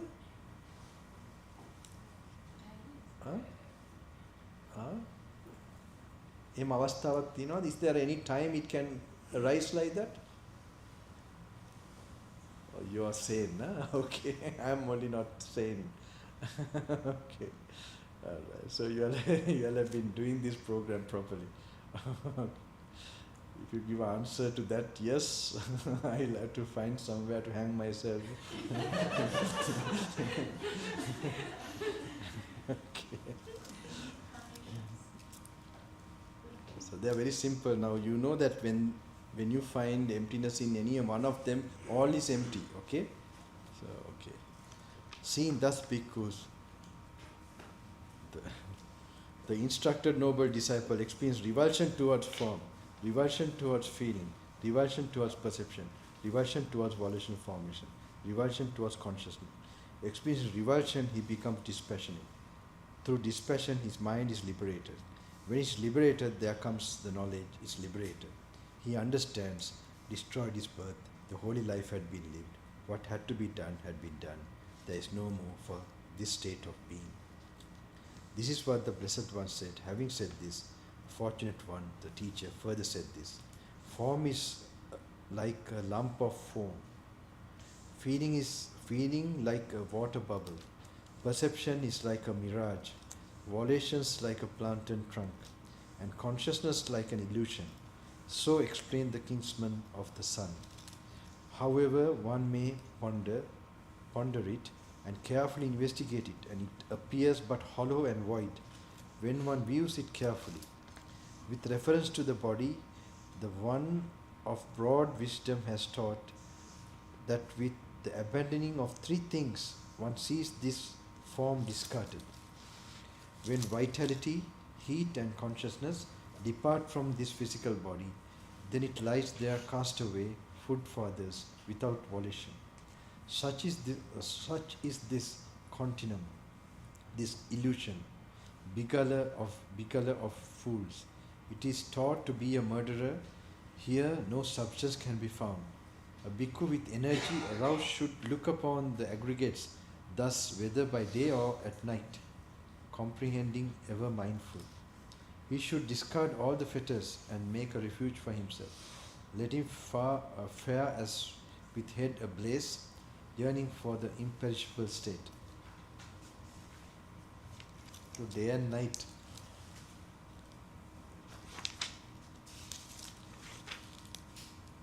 (124).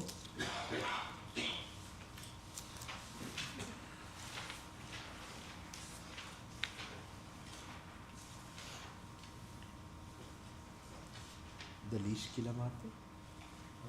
Dhamma මොකක් හරි 122 122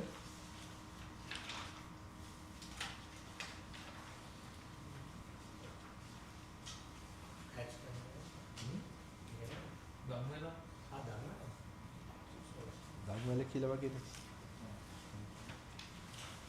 එහෙම කියන්නේ මේක ලීෂ් කියලා එන්නේ the leash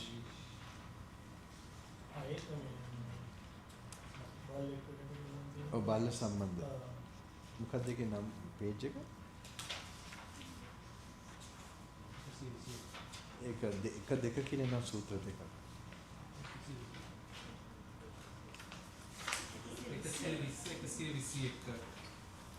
121 The English one 124.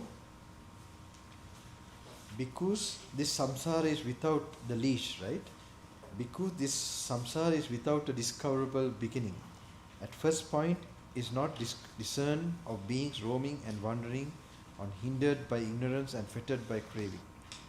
There comes a time because where the great ocean dries up and evaporates and no longer exists, but still I say there is no making an end of suffering. For those beings roaming and wandering on, hindered by ignorance and fettered by craving. There comes a time because when Sineru, the king of mountains,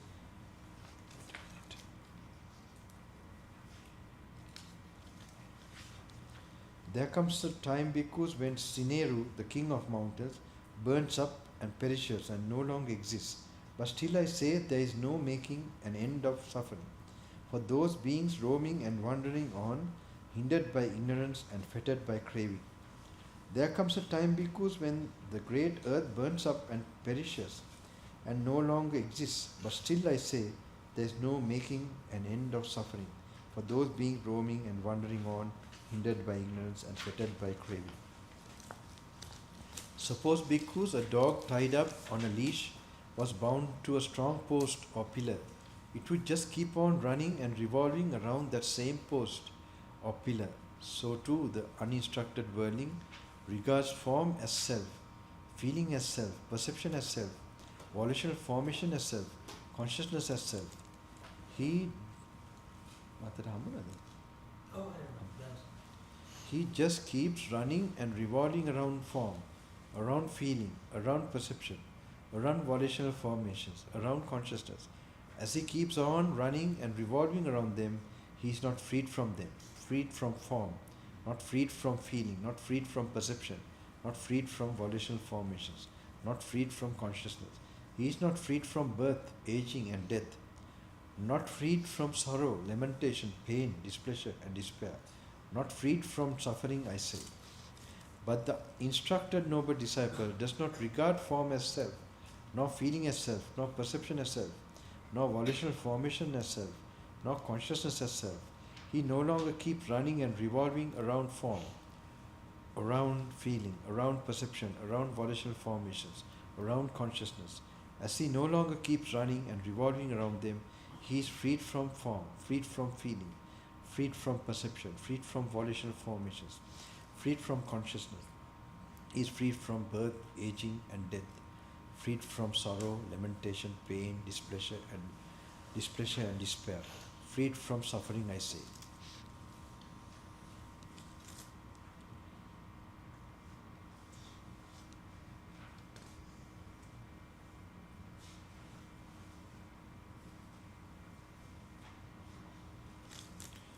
Okay, because this second one also, this samsara is without discoverable beginning. At first point is not discerned of beings roaming and wandering on, hindered by ignorance and fettered by craving. Suppose because a dog tied up on a leash was bound to a strong post or pillar. If it walks close to the post or pillar. If it stands close to that post or pillar. If it sits down close to that post or pillar. If it lies down close to that post or pillar. So too bhikkhus, the uninstructed worldling. Do you read this very fast? Does anyone read the same speed as I am or slower than me? Anyone reading slower than me? Faster than me? Of course, then you have to cover the suttas. Try to read relaxingly. Try to get, now when you are doing it alone, but now I told you how to cover the certain, then you have to do it fast. But otherwise, slowly you must get that visualizing of the idea Buddha is telling. Okay, that's important. Visualizing the idea. If it stands close to the post or pillar. So too bhikkhus, the uninstructed worldling regards form thus, this is mine, this I am, this is myself. He regards feeling, perception, volitional formations, consciousness thus, this is mine, this I am, this is myself. If he walks close to those five aggregates subject to cling. If he stands close to those five aggregates subject to cling. If he sits down close to those five aggregates subject to cling. Sinhala එක තියෙනව නේද? ඒක කියනවා. මම සිංහලෙන් කිව්ව නම් ටිකක් තනියම කියව ගන්න තියෙනවා කවන්න කියවෙනව නේද කට්ටියට කියවන්න. සිංහල page එක දන්නවනේ කොහොමද? 121 කියනවා. If he lies down close to those five aggregates subject to cling. Therefore, because one should often reflect upon one's own mind, thus, for a long time this mind has been defiled by lust, hatred and delusion. Through the defilements of the mind, beings are defiled. With the cleansing of the mind, beings are purified. Because have you seen the picture called Faring On? Yes, Venerable Sir. Even that picture called Faring On has been designed in its diversity by the mind. Yet the mind is even more diverse than that picture called Faring On. Adakaladina, what is the most sophisticated, complex technology you have? You have heard. In America, you should be knowing. There is no need, not your car. Yes? Quantum computing. Yeah. Okay, that's the most complicated, complex. I'd say so. Okay, this is new to me. Not artificial intelligence. No, that's not. I don't think.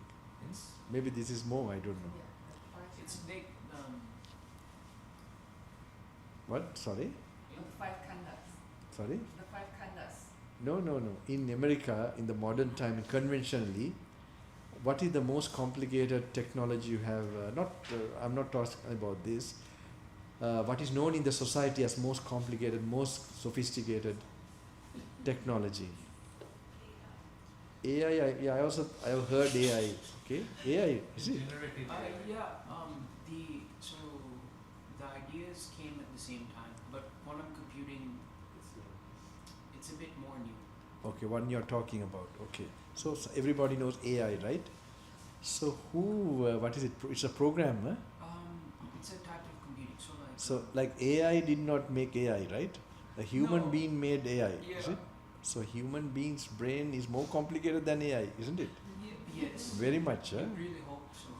Not hope so, You it hope is. so. I mean, you can a simple mind can make a more complex mind, right? So No, no. Like this is like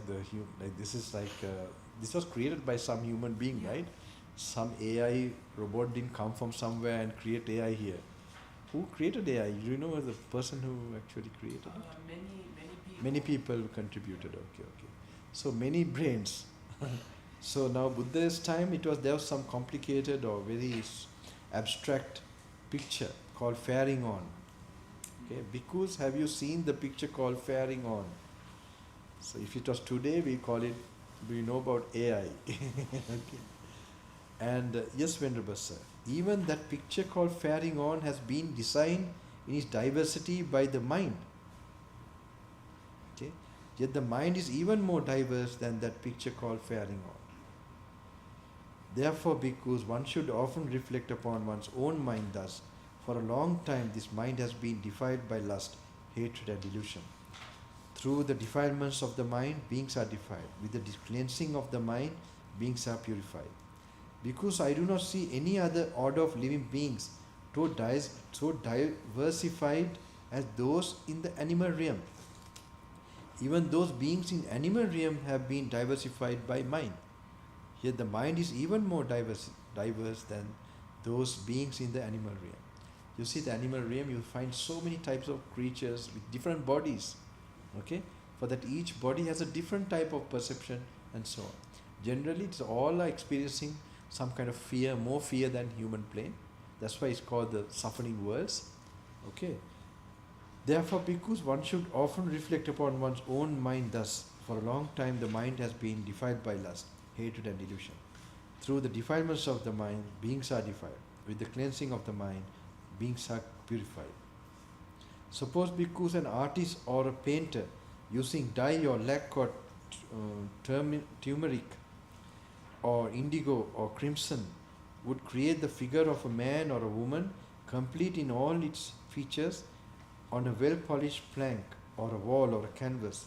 So too, when the uninstructed worldling produces anything, it is only form that he produces, only feeling that he produces, only perception that he produces, only volitional formations that he produces, only consciousness that he produces. What do you think, bhikkhus? Is form permanent or impermanent? Impermanent, Venerable. Whenever you listen to this question, forget about, this is a mental exercise, remember that. Just try to silence yourself and to answer the Buddha original way. Then your meditation power will start, that means wisdom meditation power will start to work. Okay? Do you all get that? It's not just a thing like, oh, it's impermanent. It is the thing to be pondered with a fresh mind and to get your own awareness of impermanence. Okay? Not someone telling you something is impermanent. And you have also noticed it. But now you are trying to notice it in a more deeper way. Okay? So what is bound to be impermanent will be suffering. What is suffering is already suffering, but what is happiness, if it is bound to be impermanent, then it's going to be suffering. There is nothing but suffering. But so which has these qualities of impermanence and suffering, can you call such a thing is mine, is me? So you have to do this, you have to think.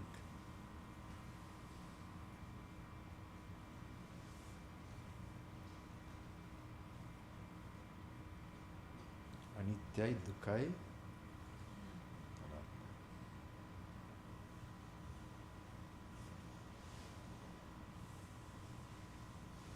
you can even visualize your own body changing. The hand you're touching, the hand that is touching the book.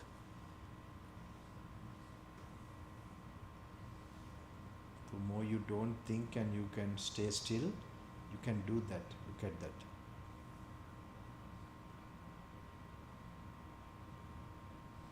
You change, you pass away this body.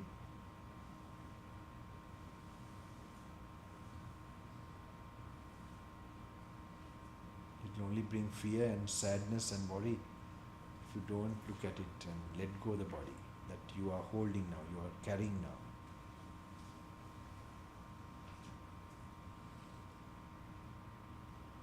If it has these two qualities of bound to be impermanent and one day bound to create suffering,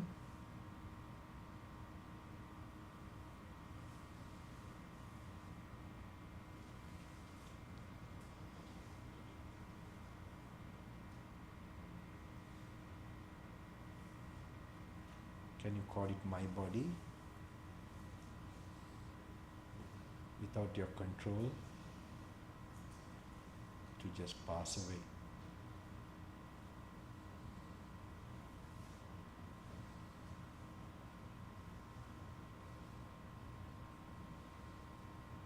This is the real way you'll have to think.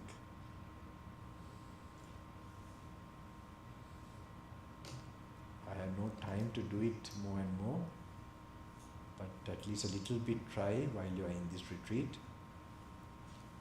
And because you have to cover reading, then you have to do it fast, don't worry about it. But at least something you get an idea slowly.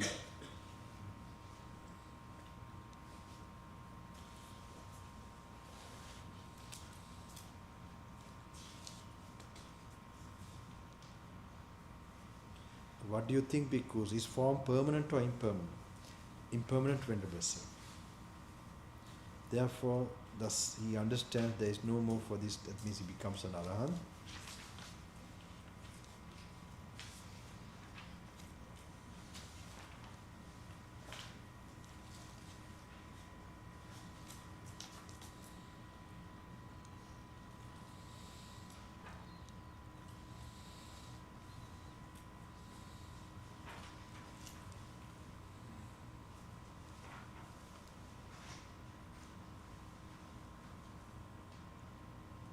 One 38.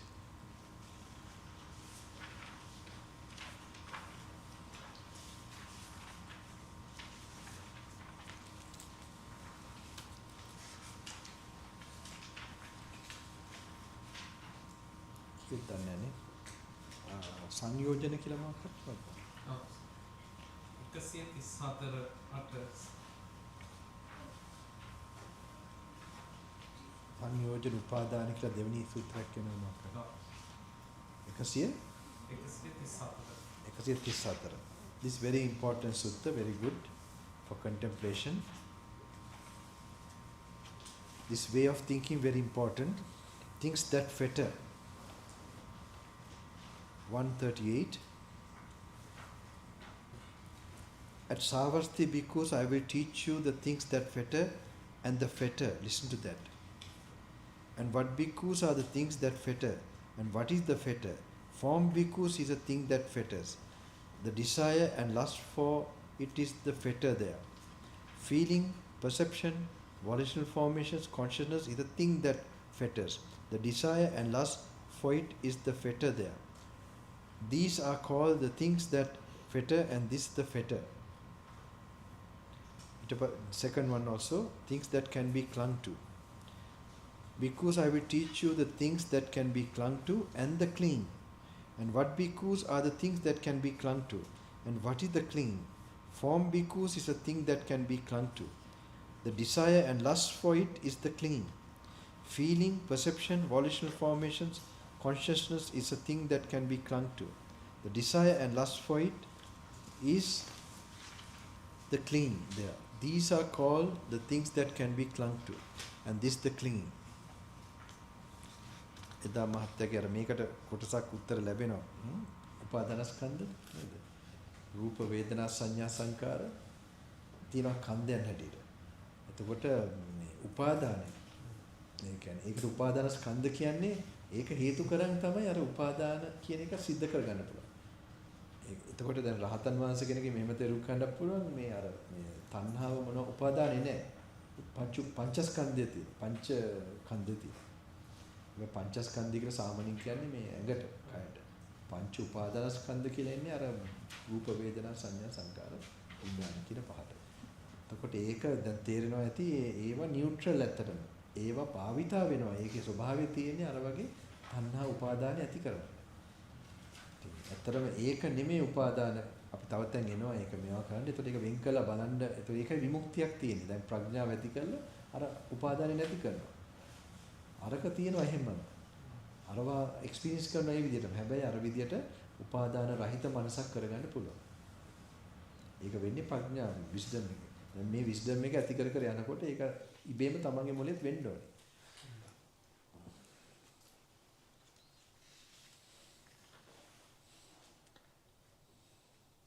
කෑමකට හෝ වෙන අරමුණකට තියෙන ආසාව අනිවාර්යයෙන්ම අඩු වෙන්න ඕනේ. ඒ කියන්නේ මේ වෙලාවේ අර වෙන මේ ඒවා සෙන්සිටිව් ගතියක් තියෙන එක වෙනම එකක්. හැබැයි එළියට ගියාම හරි වෙන ඇහැ කන නාසය any experience through your senses, your reaction should become less. You can notice yourself even if you go again back to I don't know Houston or where downtown. What is the other place? But don't stay long there. Make sure you continue the practice and maintain this. There's a possibility that it will slowly go away after 3 days, 4 days. The reason is you have karmically connected there. And you have not come to a permanent state of where you are. This thing. You have created something, definitely, has to. But so you have to keep on exercising, maintaining these faculties. Then you are like a lotus in the mud. This is like mud. මඩ කොටේ වගේ. නෙළුම් මලක් වගේ ඉන්න ඕනේ. දැන් නෙළුම් මලක් කරනවා පොඩ පොඩ. ඒ නෙළුම් මල පරවෙන්නේ නැතුව තියාගෙන ඉන්න එකක් කරන්න ඕනේ. Bhikkhus, I will teach you the things that can be clung to and the clinging, listen to that. I read this, no?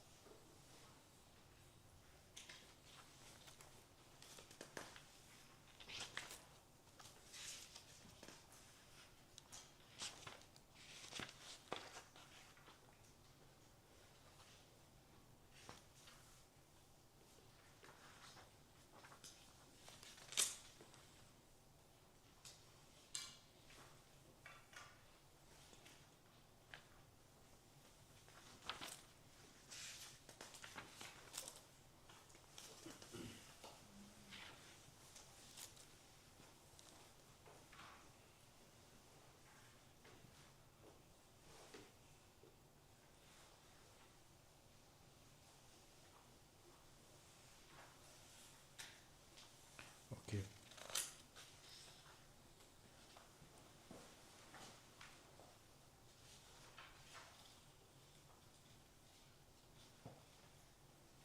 $148.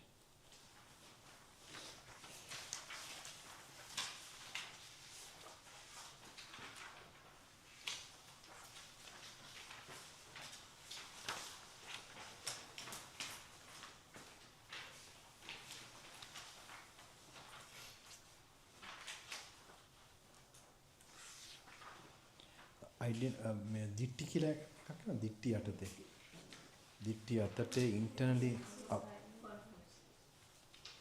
Ajjata Harimakari. Ajjata Sutta. 146. 146. No, 146 in the Sinhala is one. English one, 148. At Savarthi Bhikkhus, when what exists by clinging to what does pleasure and pain arise internally? Venerable Sir, our teachings are rooted in the Blessed One. When there is form Bhikkhus, by clinging to form, pleasure and pain arises internally. When there is feeling, perception, volitional formations, consciousness, by clinging to consciousness, pleasure and pain arises internally. What do you think, Bhikkhus? Is form permanent or impermanent? So it's the same contemplation. But without clinging to what is impermanent, suffering and subject to change, could pleasure and pain arise internally? So which has this nature, by clinging to that only you get this. This is also a good way of looking at it.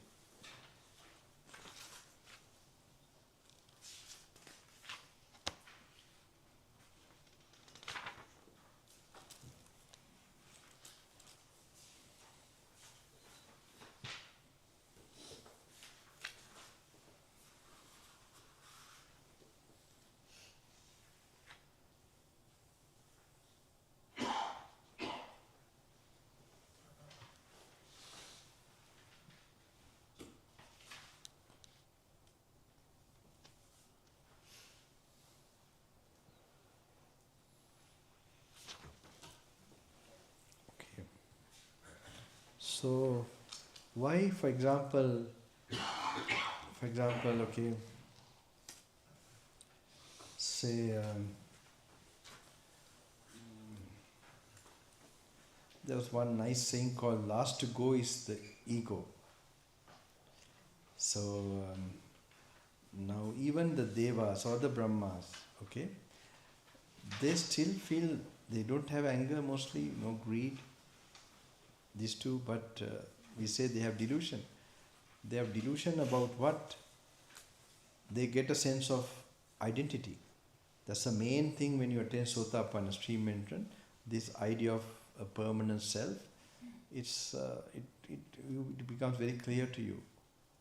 Okay, Sakkaya Ditti kila kiyana. So, eka nathi wenawa. I think it goes away. So these beings, why they are associating still a body, feeling, perception, the five skandhas. So normally say they are with bliss or neutral feeling. Okay? So in a neutral feeling, there's a feeling. Wherever there is feeling, it is a factor of consciousness. So that means feeling is there, means there's perception and reaction. So in this case, the reaction is with delusion. Okay, so this is all there. So associating this, you will always get an idea of I. You will have those. So you separate from this through wisdom. So that wisdom is the pathway. The Buddha now, like this, contemplating, suddenly something becomes clear. You will begin to really notice it or realize that there's no person, no self. It's a cause effect or something, or it's empty. Some way you will get that truth. Vision of truth or vision of what is really going on. It's called evam passang yatha bhutang. So it could be any way. But when you get some clarity like that, don't think, don't ever try to think, maybe I attained this, maybe this, maybe that. Just think you got a clarity of the Dhamma. Some clarity I got. Okay, it's the right direction. Let me. Or no expect later on also, keep what you did to get that, do that. That means you were reading something, you were in a silent place. Very important, silence. In my own personal practice, I have always got some insights when I was in silence. I mean, external silence, I notice it. It was like samadhi or samadhi, silence, both go together. But it doesn't mean that, you should get irritated when sound is there. That means you're too sensitive and too attached to silence. So your attachment to silence can create a lot of sound in you. So that's why you have to also have that silence. Don't be too attached. If some sound comes, disturb you, take it. That's your karma. accept it. And so anywhere you feel disturbed, you must check what you attach to. You must be sharp enough to know what you attached, why you feel disturbed. Then remove that cause, remove that attachment, and then you come to real silence. I mean, that is also a very preliminary step. But even if you are not that way also not noticing your mistake of how you are attached, and that's the cause of your irritation or worry or disturbance, then you are far away from dealing with the most subtler things. First, you have to always notice you are the world, you are the entire world. Whatever you are experiencing is based on how your clinging attachments and unmindfulness is working. So this is for you. Finish. Tomorrow morning also you can little bit do this. What was interesting, if you are finished, don't rush now if you who are near the end, but who are not near the end, who are just past half mark, then I would suggest for them to read little faster. Okay? This one, the page number I have told you, but tomorrow we'll be changing to something entirely different. Maybe I'll start a little bit of that, okay? Because that section is more longer. Now I want to ask you all something. It's too early a little bit. Maybe tomorrow if I ask, it's better.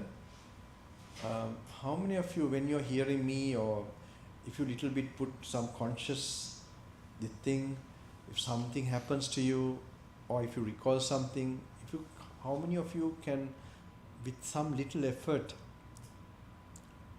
notice it as body, feeling, perception, and so on, like that, in an objective way? How many of you can raise your hand if you do get you can just note it, rather than noticing it as, oh, John scolded me, or I didn't get this food, or something, okay? Without that, whatever experience, or even right now I'm speaking, talking to you, can you see this is only body, feeling, perceptions, or feeling perceptions, mental formations and consciousness is taking place. It's some conscious effort. If you just try to think about it, do you get that idea like that? In a general way? If anyone does get like that, can you raise your hands? If you don't get it like that, you raise your hands. So there are like both, who get it and don't get it. More. Don't get it. Sorry? The issues, so Sorry? I have some other issues, so sometimes distract me. It doesn't matter, but you have read the whole thing, most of it. Most of it, a little slow. So like now when I'm speaking, can you just suddenly think this is, say somebody shout at you right now, or somebody says, maybe you can just brush it off a little bit by telling this is only body, feeling, perception. Yeah, I feel it like that, yes. Like that, how many of you can feel or think or something, Cannot think? But you are coming today, or when? How many? 4 days? 2 days? 2-3 days, Okay. So tomorrow morning we'll see. Okay, it should go, because it's very too early. Just in a light way, rather than before. Before you feel very real, like now it's so many times it shows that as Buddha's telling you that this is not yours, this is not mine, and it's void, it's empty, like that. So it should have some kind of, we'll see. But I'm going to go now to the other, now it's going to change. Little bit I will start this, because tomorrow, if I come in the evening, so you must not wait for me, anything. Even if I don't come, you don't need to wait for me. After 12, make sure, if you are not read, and if you want to read something more contemplating in the morning, the one you have already read, you can do that until tomorrow morning, okay? But after 12 o'clock, definitely you have to start what I'm going to read now. Alright? Salayatan, and tomorrow half day, and day after tomorrow only you have. So it's okay even if you start tomorrow morning itself for something. Alright, it's not much time, because But anyway, but it should be based on, your mind should be at least some familiar. Now you have read these 5 skandhas. Okay, the thing, it has to be little bit established. So go through that some more today evening, and in the morning time also. If you don't focus, you are not properly getting to samadhi, read this. This is the best meditation. Alright, there are other things also I have formed, but I didn't tell here. That particular time in the morning, if you have some blockage, you have unsolvable problem in your life, whether it's spiritual, whether it's material, doesn't matter. I used to do this, but our culture in Sri Lanka, they are not very used to this. It's something you can't understand what is happening in your life. Okay? There is one practice you can do. I have seen results coming for that. This is something called Danda Namaskara. You can have a mat and you have a wonderful Bodhi tree there. In that direction, you can go outside, no problem. Here not much space. You can place your hand completely flat on your body. The body. It's a special kind of prostration. Picture the Buddha's holy feet in front of you. Okay? And his mighty, good deeds, parami, that is still working as long as his name and his dispensation is there. And recall and just place whatever. Don't try to tell, please solve this problem, do this. I am at your refuge. Master, you decide on what to do with me. Okay? You can do that. It's very helpful in that particular time. But don't do it all the time. Just do it for 10 minutes, 15 minutes maximum. If there's some blockages, that's also created that particular time in the morning, that meditation and that kind of prostration actually. This will help you. It will tap cosmic energy and it will clear certain aspects. So I'm using all things: pistol, sword, machine gun. What is it? AK-47? All the machine. This is how you have to go onto the battlefield. It's not just one-sided. You can't do this. You have to mix. Actually, mainly the four faculties: saddha, faith, mindfulness, samadhi, panya, wisdom. Wisdom is the main one through reading, and virya, effort. That is not just effort. It's effort based on the feeling the true nature of so difficult. If I die, I will miss this chance, and where I could be tossed. Getting that feeling. What you read in the beginning when you started the retreat. That way you have to get the effort, and it will be running in your mind continuously, echoing in your mind. It's not because there's corona you are practicing hard. For you, all the time is corona. Because this samsara is so dangerous for you. It should be joyful effort, you get good result. You don't be in a bad, like a long phase practicing, it won't happen. Because when you purify, you become joyful. Your mind becomes purified, you become joyful. So hopefully tomorrow I will see that in you. All of you. You are already becoming now like a cocoon. Transforming. I'm not joking about this. I'm researching also because I saw one lady, one time in the retreat. There are pillars in Sri Lanka monastery. So I found she's really struggling, like in the morning meditation. Those days I used to attend. I was not well actually, and sometimes I didn't attend. Today morning I was okay. Yesterday I was okay. I told you my health is getting a little better. So she was like leaning, and I know she could concentrate. But third day, like that, I asked her, because I have this application form and all that. So normally, all these conditions is going to contribute how you're going to practice. For about 2 weeks, how to prepare to keep your phones away and social media away, and observe even celibacy also. I have told these things in this thing, so that you're tuning yourself to this higher practice. Okay, but this is not just something I can be given, at least some basic, or even when you go out of this, if you perfect those things, you will realize these things. That application form itself is very helpful.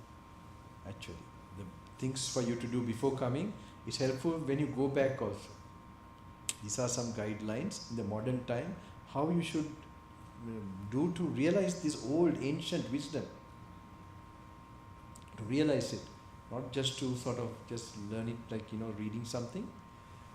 So after some time, I just called, I asked her, did you get any permission from family or relation, parents?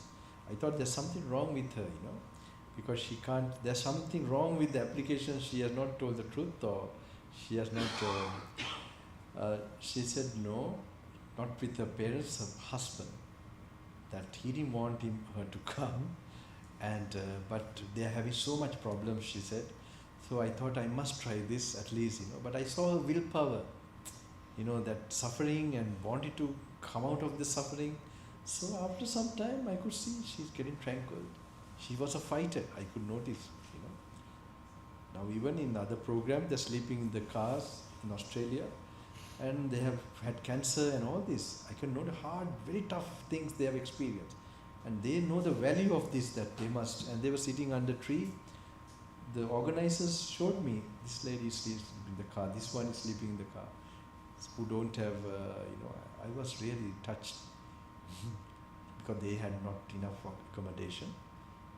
I'm so glad to see like that. And I can see you all also, you all have the faith, this thing, in spite of not knowing quickly. And some of you, I think, came from all the way from California, no? Some, like a group. Did you come together, or? No, I just came by myself. Okay, because there are a lot from California, right? Yeah, I came for your retreat in California. Yeah, I know. Retreat? No. No, not the retreat, the seminar. Okay, good. This you must come. At least I tell once in a lifetime. Before you die, come for one of, I can't call it my retreat. Come for this kind of retreat with the Buddha, the Dhamma.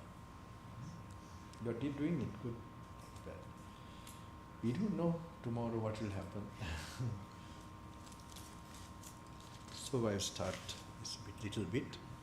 Okay, and then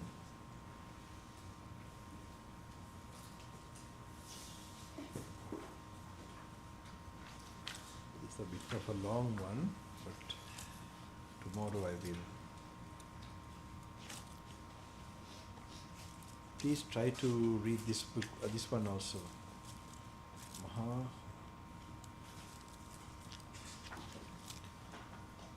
Maha Hattipadoppana Sutta, 3 on your own, right? 339. When you're in your kuti or somewhere. 339. Maha Hattipadoppana Sutta. What? 362 සිංහලෙන්. English 339.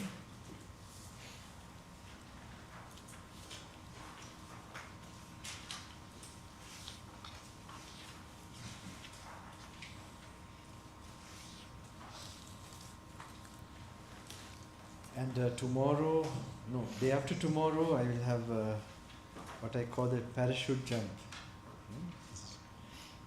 The parachute jump will be there day after tomorrow. Yeah. This is the last sutta given by my teacher to reference to read that. So I call it the parachute jump because I see it as in the commandos, they are training. They have the paratroopers, they have the training as well as a mission together. So I see it like that. This is finally, you'll know why we are practicing all this for. It is, so I'm not going to tell now. Don't go to the last pages and read now, okay? Now we are bound to read. Anyway.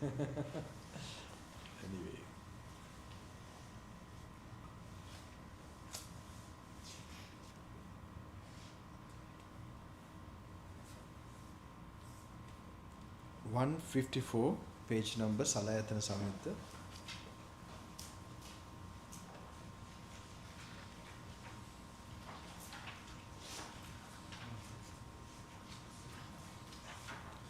Lunchtime, do you come here, some of you here, to this hall?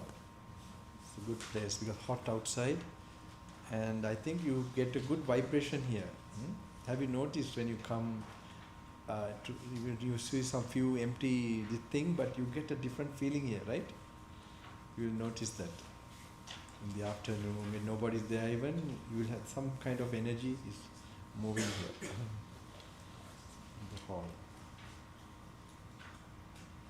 I used to notice in Attanagalla, the ashram, it was so nice to see, because they are all like yogis, warriors. You all are warriors now actually. with your mind. Very good.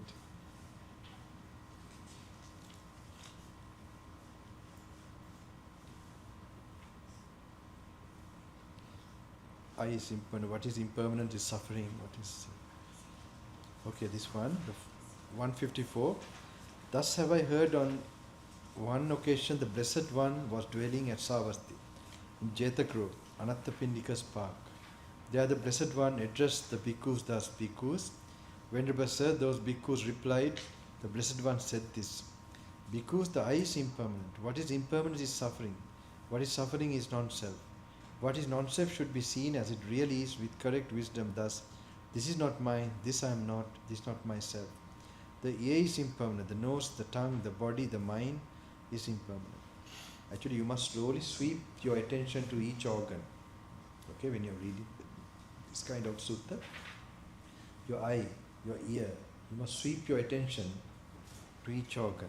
What is suffering is non-self. What is non-self should be seen as it really is with correct wisdom. Thus, this is not mine, this I am not, this is not myself.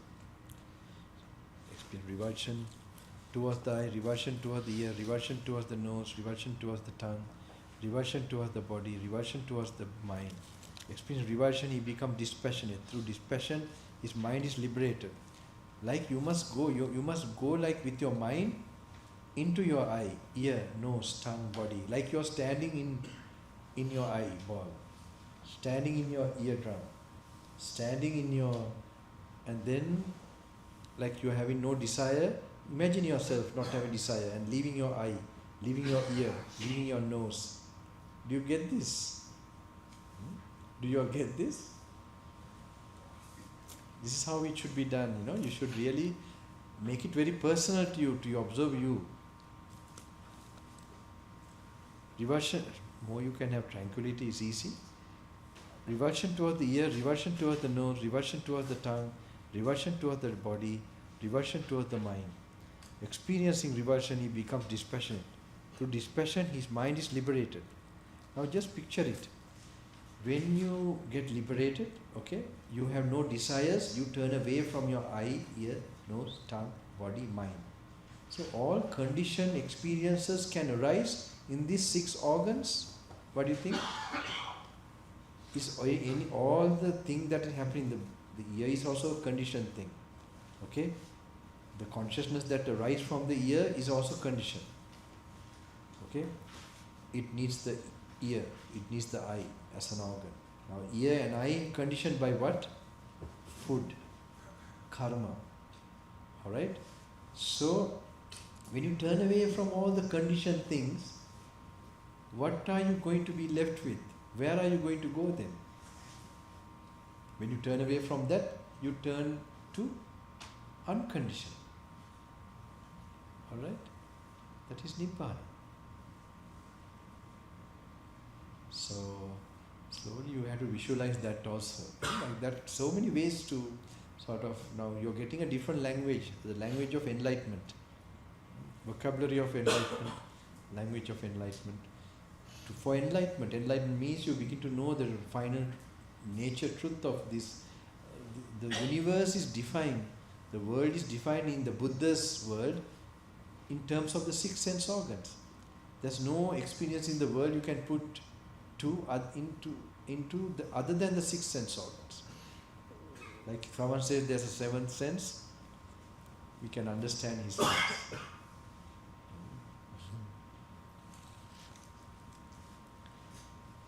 Revulsion towards the mind, experience revulsion, he becomes dispassion. Through dispassion, his mind is liberated. What is liberated? There comes the knowledge is liberated. He understands, destroyed his birth. That means he becomes an arahant. See, that much he.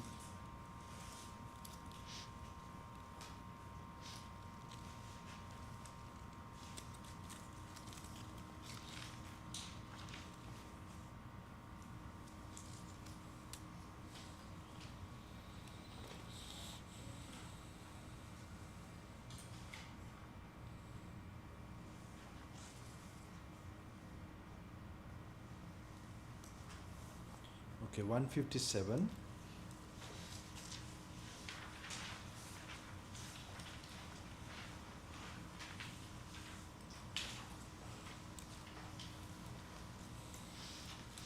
Here the matter.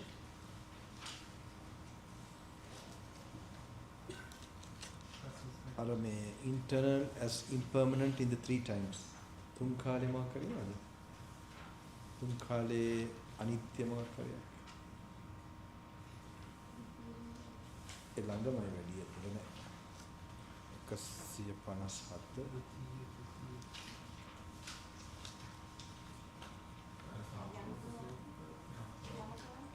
යමකා අනිත්‍යයටද internal නෑ සම්බෝධි සූත්‍රයට ඉස්සෙල්ලා සූත්‍ර කීපයක් ඉස්සෙල්ලා තුන් කාලේ මොකක් හරි in 3 times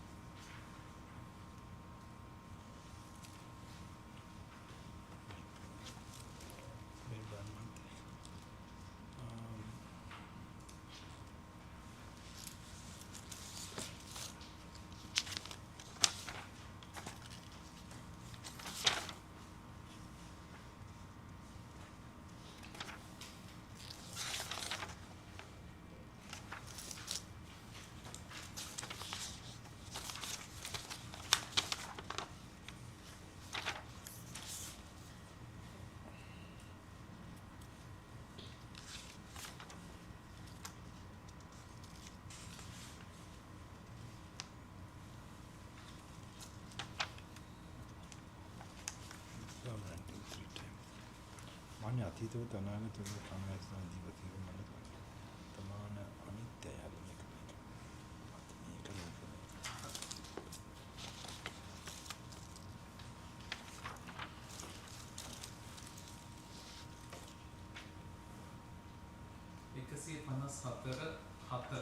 මේක 155 in English 155 in Sinhala 154 external as impermanent.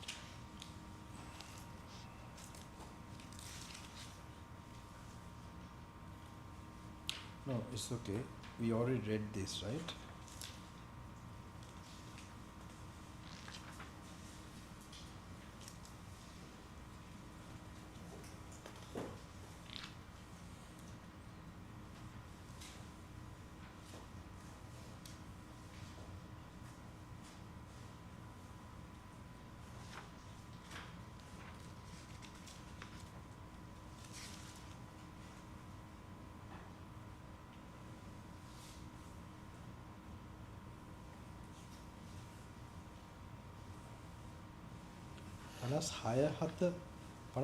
බලන්න මේ අජ්ජත් impermanent කියලා because the eye is impermanent both of the past and the future, not to speak of the present. ඒ කියනවාද? ඇහැ අනිත්‍යයි අතීතය තනාගතය. ඒ අනිත්‍ය නම් වර්තමාන ඇහැ අනිත්‍යයි කියන එක.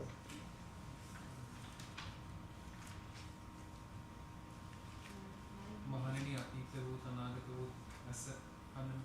ඔව් අනේ. ඔව් ඒක ඒක.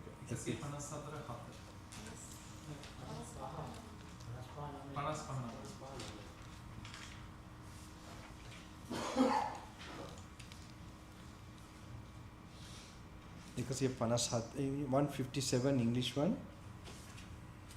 Bhikkhu, the eye is impermanent, both of the past and the future, not to speak of the present.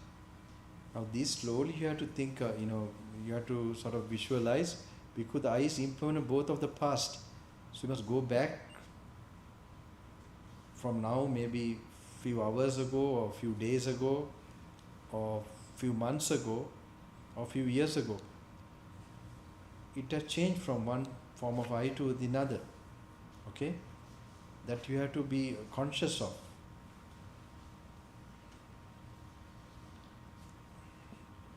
And if an eye arises in the future, the same thing will happen. You have to visualize that it will come, it will definitely go, it will change. In few days, few hours, it's going to change. The cells are going to die and new cells are going to form. That's one way of changing. If you chose it will bound to change. To change in the past is going to change in the future. Both of the past and the future, not to speak of the present. So if things change in the past, definitely, and if the eye arises in the future also definitely going to change, what to speak about the now? Just now the eye you are having is in the process of changing already.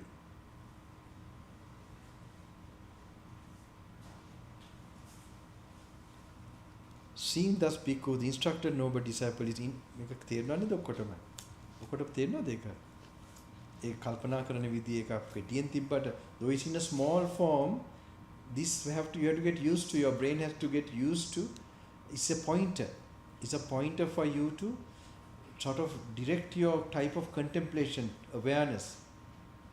You have to so mentally go to the past and just note how things have definitely changed. Then if the future, so these exercises you have to do. Then only you are that special type of wisdom that will bring impermanent awareness will start to happen. මොකද්ද? උදාහරණයක් ඉංග්‍රීසි වලින් explain කරේ මේ අතීතේ අනාගතේ අනිත්‍ය කියන එක නේද අනාත්මතාවය නෙමෙයි. ඔව් අනිත්‍ය කියන. අයනම් අපි කියවන 54 7. 154 7. යට ද හතද? 7.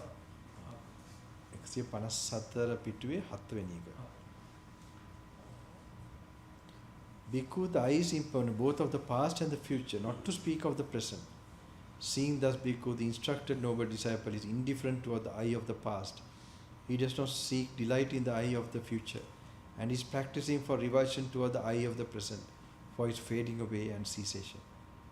The ear is impermanent, the nose is impermanent, the tongue is impermanent, the body is impermanent, the mind is impermanent, both of the past and the future, not to speak of the present. Seeing thus bhikkhus, the instructed noble disciple is indifferent towards the mind of the past, for its fading away and cessation.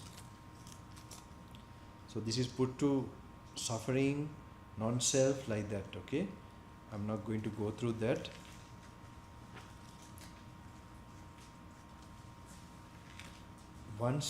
Page number 160. This is also very important. I explained. 160 කියන්නේ අර මේ අභිනන්දන කියලා මොකක් කරේ මල්සු 167 160 page 7 in the Sinhalese one, that one it is called delight 1, delight 2. After that you get a sutta, arising of suffering, dukkha samudaya කියලා මොකක් කරේ උපාද sutta. Bhikkhu, the arising, continuation, production and manifestation of the eye is the arising of suffering, the continuation of disease, the manifestation of aging and death. The rising of ear, the nose, the tongue, the body, the mind is the rising of suffering, the continuation of disease, the manifestation of aging and death. Can you remember this a little bit in a different form? I told to picture like from Nibbana, you look how these organs are going to form. It won't happen like that. Or in a mother's womb, for example, it's empty. Okay, empty space. Then initially the eye, ear, nose, tongue manifest. So when it manifests, what is manifesting there? Sickness, aging, old age. So you have to see this. So like you were never having a body and you are getting this body. කිසිම ඇඟක් නැතුව ඇඟක් එනවා හැටියට හිතන්න ඕනේ. ඇඟක් එනකොට තමයි ඇඟේ තමයි මොකද හෙම්බිස්සාව, ලෙඩ, පිළිකා ඒ ඔක්කොම සිද්ධ වෙන්නේ. නාකි වෙන, මැරෙන එක. අන්න එහෙම බලන්න පුරුදු කරගන්න. You have to learn to look like that. To contemplate like from Nibbana how or empty space or nothing. When these organs arise, then old age is arising, death is arising. Because this will have aging process and death to stop completely also. And the sicknesses also to this body, to those organs. Eye, ear, nose, tongue, body, mind.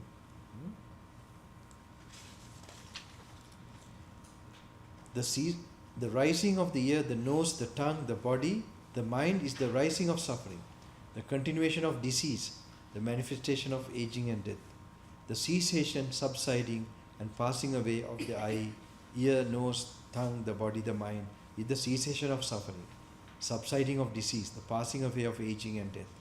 So when you look like that, you will be turning away from your eye, ear, nose, which is going to die and have sickness.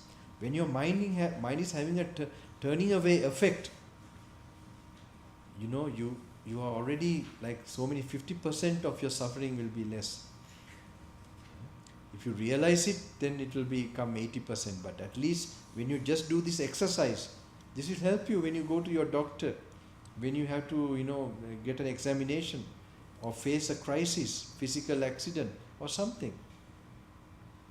So, but you have to really practice enough to really get the benefit. Otherwise, you'll be overpowered by, this will be like so in this retreat, hopefully, and this can bring you a very deeper experience also. If you can silence yourself.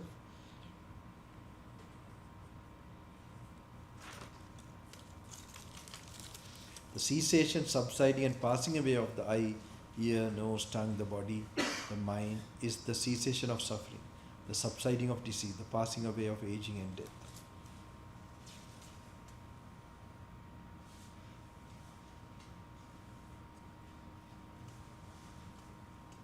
I will stop here. Tomorrow I will.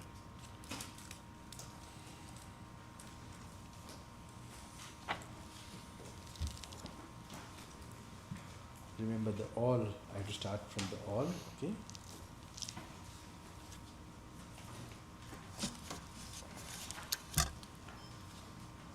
My body is telling to stop. No, I am in this way fit, but I drank too much water, so I hope you have no questions. Do you have a lot of questions? No. I think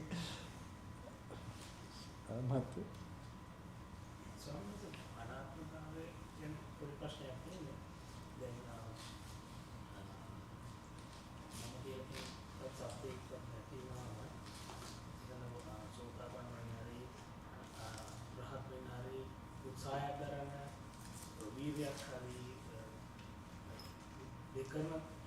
කෙනෙක් නෑනේ නේද? එතකොට එතන ඒක උත්සාහයක් පවතිනවා කියලා කියන්නේ කොහොමද? මෙහෙමයි. ඒක කරන්න යනකොට මෙන්න එහෙම උත්සාහ දක්වනකොට කවදාවත් භාවනා කරනකොට මොනවාර කරනකොට අනිත් පැත්තෙන් එනවනේ අකුසල් විදියට ඒ විනෝඩව වෙන දෙයක් අකුසල් දෙයක් කරන්න කියලා එනවා මේක කුසල් දෙයක් විතර තියෙන දෙයක් ඒක පොඩ්ඩක් පැහැදිලි කරන්න. එහෙමයි දැන් අපි ඔය මම නෑ කියන්නේ මම කියලා කියන්නේ දෘෂ්ටියක්. ඇත්තට නෑ. ඇත්තටම හොඳට බැලුවම වැටහෙනකොට නැති එක තේරෙනවා. එතකොට එහෙම බලන්නේ මෙනෙහි කරන්නේ වටහා ගන්නේ නැතුව අර දෘෂ්ටිය තියෙනවා. දැන් මෙතන කරන්නේ දෘෂ්ටිය අයින් කරනවා. මේ ප්‍රැක්ටිස් එකෙන් අපි මේ දෘෂ්ටිය, මේ වැරදි දෘෂ්ටිය, වැරදියට මේ අපි දන්නවනේ අපේ දැන් කොණ්ඩේ ළඟ මෙහෙම මුත්‍රා වුණත් අපේ මේ බඩේ තියෙනවා. එළියට යනකොට අපි දන්නවා මේක අපේ නම් මේක නිතරම තියෙන ඕන එකක් නේ. හරිද? එතකොට අපේ ලේත් එහෙම හැම දෙයක්ම අපේ ඇඟේ කොටස් එහෙම ඇඟගත්තත් හිතගත්තත් විඥානේ ඔක්කොම වෙනස් වෙන එකත් එක්ක මගේ කියලා ගන්න එක දෘෂ්ටියක් වෙනවා. හැබැයි ඒක අපි ආසා කරන එකත් තණ්හාවත් එක්ක තමයි සිද්ධ වෙන්නේ. ඉතින් මේක මම කිව්වේ අර මගේ ටැක්සි මල්ලිටත් ඒක එනවා කියලා එයා කතා කරනවා කියලා යකඩ ගොඩත් එක්ක ටැක්සි එකත් එක්ක. එතකොට ඒ අර ඇලීමත් ඒවත් එක්ක අපිට ඩෙන්ටිටි එකක් අපි නිකන් හදා ගන්නවා. ඒ වගේ අපි හදාගෙන තියෙනවා මේ ඇඟත් එක්ක. මේක නැති කරන එකක් මේ ප්‍රැක්ටිස් එකේ කරනවා. කරනකොට අපි එහෙම නැති කරන විදියක් මේකේ තියෙනවා. ඒකෙන් නැති වෙලා ඒක පොඩ්ඩක් හරි පේන වෙලාවල් තියෙනවා, වැටෙන වෙලාවල් තියෙනවා චුට්ටු හරි. දැන් මේව බලනකොට එහෙම වෙන්න ඉඩ තියෙනවා. එතකොට අපි අර ඒකනේ කියන්නේ කියනවා මාර්ගය තියෙනවා මේ වඩන මාර්ගේ යන කෙනෙක් නැහැ කියලා ඔහොම තියෙනවා එක එක විදිහට කියන ඒවා.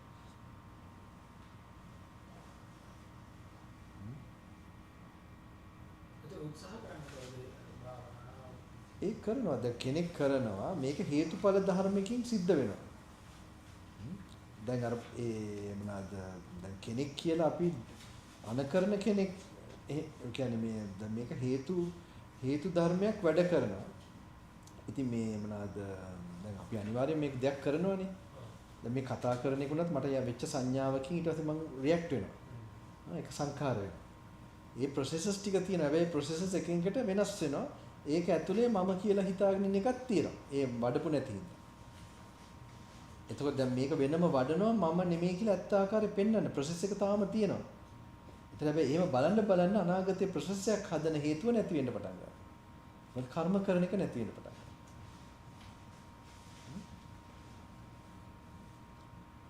ඉතින් මේකට අර ඇලීමත් එක තමයි මම කියන දෘෂ්ටියක් එන්නේ. ඒක අපි බලන්න ඕනේ මේ දෘෂ්ටි එන ආකාරය. සමහර ගොඩාක් බැට් එකකට උනත් ඇවිල්ලාම අපි ඉතින් ක්‍රිකට් ගහනකොට එහෙම ඒක නිකන් අර ඉතින් මේ දෘෂ්ටි හටගන්න එකයි දෘෂ්ටි නැති කරන එක තමයි මේ වැඩපිළිවෙලෙන් කරන්නේ. දැන් කවුද කරන්නේ මේ එෆර්ට් එකක් දරන්නේ කියන එක මේ මොනවාද ඒ කියන්නේ මේ ද්‍රව්‍ය වලින් හැදිච්ච දේ ක්‍රියාවක් සිද්ධ කරනවා. හැබැයි අපි දැනට මේ අනවබෝධයෙන් හිතාගෙන ඉන්නවා මෙතන කෙනෙක් ඉන්නවා කියලා. මේ කෙනෙක් ඉන්නවාද කියන ප්‍රශ්නේ අහන්න ඕන ප්‍රශ්නයක්වත් නෙමෙයි. මොකද එහෙම කෙනෙක් නැහැ. ඒ මොනවාද? ගැටලුවේ සමනද එහෙම උත්සාහ කරන හේතුඵලත් එක්ක යනකොටම තව එනවනේ ඒකට බාධා එනවා නැත්නම් ඊට වඩා වෙන දෙයක් කරන්න හිතනද සිතුවිලි දෙකක් ගැටෙනවා වගේ එනවනේ අරමුණු දෙකක් ගැටෙනවානේ. මේ මොනවාද? ඒක කියන්නේ මොකද අපි දැන් ප්‍රැක්ටිස් කරනකොට මොනවද එන බාධා? ඒ ලාභාගත වකරි දැනුමක් හරි ශ්‍රද්ධාවෙන් හරි අපි සූත්‍ර කියනවා භාවනා කරනවා මොනවද කරන්න හදනකොට අපිට වෙනමම අපි අකුසල දේවල් හින්දා අපිට හිතෙනවා කොහොමද දැන් භාවනා කරා තියෙන භාවනා කරන්න ඕනේ නැහැ. ඒක කියලා අනිත් පැත්තකුත් එනවනේ. ඒකෝද අනාත්මතාවයෙන් ඉන්නකොට හේතුඵලත් එක්ක අරගෙන අපි වීර්යයක් කරගෙන යනකොට ඒ අනිත් එන එක කොහොමද ඔබට ආරම්භ බාධාවක් එන එක. බාධාවක් එන එක ඒකත් හිතෙන්න නෙන්නේ. හිතෙන්න ආ හිතන වෙන දෙයක්. ඒකත් එන්නේ අයෝනිසෝමනස. තමයි 100 නැතුව ඉන්න ප්‍රමාණයක් ඉන්නකොට ඒකත් ඒ හේතුවෙන් තමයි අරක සිද්ධ වෙන්නේ. ඒ තමන්ගේ කල්පනා කරන මට්ටම් කල්පනාවයි සද්ධාවයි එක මට්ටමකට තියෙන තරාගෙන යන්න පුළුවන් ප්‍රමාණය තියෙනකොට තියෙනවා. ඒවල මොන හරි නැති වූ ඉස්සරාත්ම වල කරපු මොන හරි බලවේග වැඩි වෙනකොට වැඩි වෙනවා නම් ඒ පැත්තට ඒක ග්‍රහණය කරන්න පුළුවන්. ඉතින් ඒ වගේ අර හේතුඵල ගොඩක් මෙතන ක්‍රියාත්මක වෙනවා අර පැත්තට මේ පැත්තට. ඉතින් මේවා ඔක්කොම අපි කියලා හිතාගෙන ඉන්න එක තමයි ඔය අන්ඩර්ලයින් මේක අපි නැති කරන්න බලන්නේ. එතන ප්‍රොසෙස් එක නරක දේවවත් අපි නෑ එතන. හොඳ දේවවත් ඒකත් හේතුකින් මෙහෙම එනවා යනවා. ඒ වගේ එනවා වගේ අර වේව්ස් ඇති වෙනවා වගේ සාගරේ මොන හරි කුලගයි මේවත් එක්ක මේ අපිට ඒ ටික පේන්න තියෙනවා. එකක්වත් දැන් අන්තිම ධර්මඥානේනකොටත් ඒකත් මගේ නෙමෙයි. ඒකත් එන්නේ හේතුවකින්. ඒක කියන්නේ ඒක අර එහෙම ඒ පොදුවේ වෙන සිදුවීමේ සත්‍ය පරමාර්ථ සත්‍ය Tamanට පේන්න ඉඩ තියෙනවා. ඔක්කොම හේතු සාගතව තමයි වෙන්නේ. කියන්නේ අර අන්තිමට මේම නැති අර අවබෝධය Tamanව නැති කරගෙන යනවා Taman කියන කෙනෙකුයි පහළ වෙන දෙයකුයි ද්‍රව්‍යකුයි නැති වෙගෙන යනවා කර්ම රැස් වෙවි ඒ රහතන් වහන්සේ කෙනෙක්ගේ හරියට අර කියන්නේ වින්දරකට මොනවාද අර දදා තිබ්බ මේවා ටික දාන්න නැතුව හිටියම අර ඉතුරු ටිකෙන් විතරක් පිච්චිලා එහෙම එකක් තමයි හරිනම් වෙන්න ඕනේ.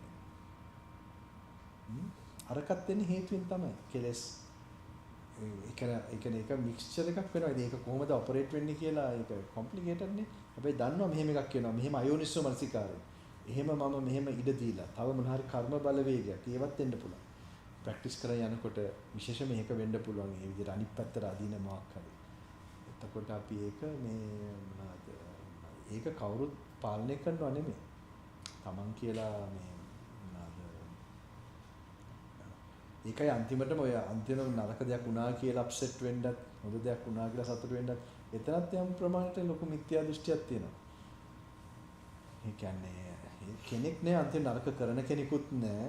එහෙම හැබැයි මේක හේතුවකින් ඒක හටගත්තේ. හැබැයි කරන කෙනෙක් නෑ කියලා නරක කරන්න යන්නේ නෑ හිතේ තියාගෙන. මේ විදිහට මත තියාගෙන. මතයක් විතරයි එතකොට. අවබෝධයෙන් ඉන්න කෙනා නරකක් කරන්න යන්නෙත් නෑ.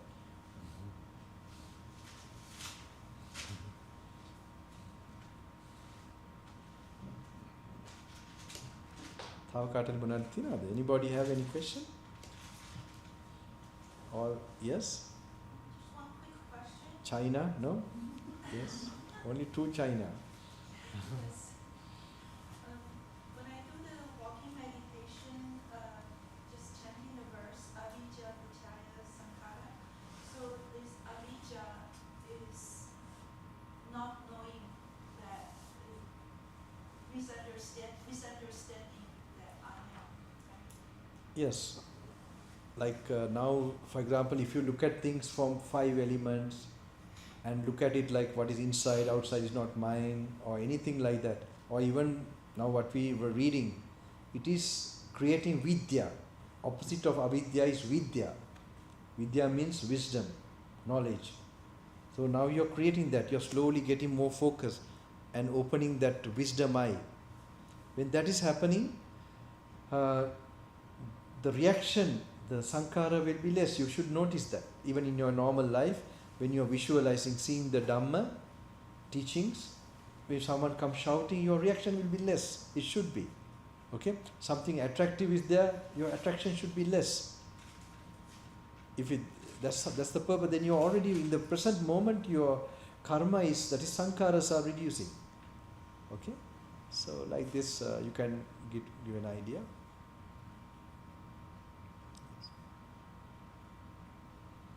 Okay, I guess as you go through the day, being mindful, and you see the defilement coming, there are various ways that the book says to approach it. One is to see the root cause as maybe hatred, or did it arise from greed or craving, or is it just delusion? And it continues on, giving so many different tools. And as I practice, I sometimes feel that I get clinged on to that thought, that defilement. Like as I'm analyzing it, the volume goes up. Right. Almost over-consuming. Right. It's just an observation I had today. Okay. That can happen. And when it happens, don't fight with it. Don't try to bring that contemplation too much. Then you can do a little bit chanting. I told you, like some great gorilla grabs you, okay? Then you can't use your machine gun. You then take your, knife, and then so that's the time to use a knife, like you must know the weapons. I think I have been in the army in the past life, I like it also. They made me army kit when I was a small boy. Really. I am sure. But it's very relevant to our practice, our fight with our, the defilements, the battlefield in the mind. So you have to do some chanting, even like Namo Buddhaya maybe 108 times. Okay? So just get the mind to a handleable level where you can handle, the level of, then you learn to apply maybe, looking into what you have read. Try to apply what you have read. Okay? what struck you while you're reading. No need to know everything there. Just any one single word, one point that you can remember and kind of apply. That's good enough. And have you started? Did you read the Word of the Buddha finish? Or Yes, and then what? that was very helpful. Actually, Okay. towards the end of the book was a lot of application. Good, yeah. I was very precise, Mhm. so I was really able to utilize a lot of that. It's just the amplification of it. Yeah, that is cleansing your. Now it's actually you are in a process of tapasya. You're cleaning your karmas actually. It has to get amplified. That means you are doing the retreat properly. If people are getting things that are within oneself, it is overhauling, or this is very important. So if it doesn't happen now, then moment of death it will happen. Then where it will take you? It will take us to some place with all those. So this is the strong karma is there for one to somehow the calm and have and then you should be getting these things. Even I have got, when I'm in deep jungle, I have my own kind of retreats. When I have done that, certain I never imagined those actions I did, those just start to come up. Then not many, but at least some things. And when they come, then I know, then with the practice, with tactfulness, and with chanting, just allowing it to be there, not fighting with it. Okay, and then little bit reading, let it come. When you're trying to focus, it will try to come. There are some people when they're trying to read, they are getting tears in their eyes and like drowsiness, they can't focus. In the retreats I have found people who have, when they have come like that, so much strong karma is working, but they are clearing those karma, breaking those karma, just by remaining. And I think that's great for them. And so like that, things should come out. Don't worry, it's expected thing. And you should sometimes, shall I tell you one experience of mine one time? All of you. This was in, I think, one of the periods I was staying in. This is one time I think I saw the face of Mara. Have you ever seen the face of Mara? I had to go now. My body is a big problem, but I will tell you quickly. Okay. I will tell this, okay? Last one maybe. Anyone else? Any question? I hope not. You have? Mr. Marasan, you said that when he asked that question, you said just turn it to say Namo Buddhaya 108 times. Who? So, Sorry? when he asked that question, you asked him to change the path to do something. Who asked the question? I'm sorry. Somebody? I don't know who asked the question. I didn't see. You said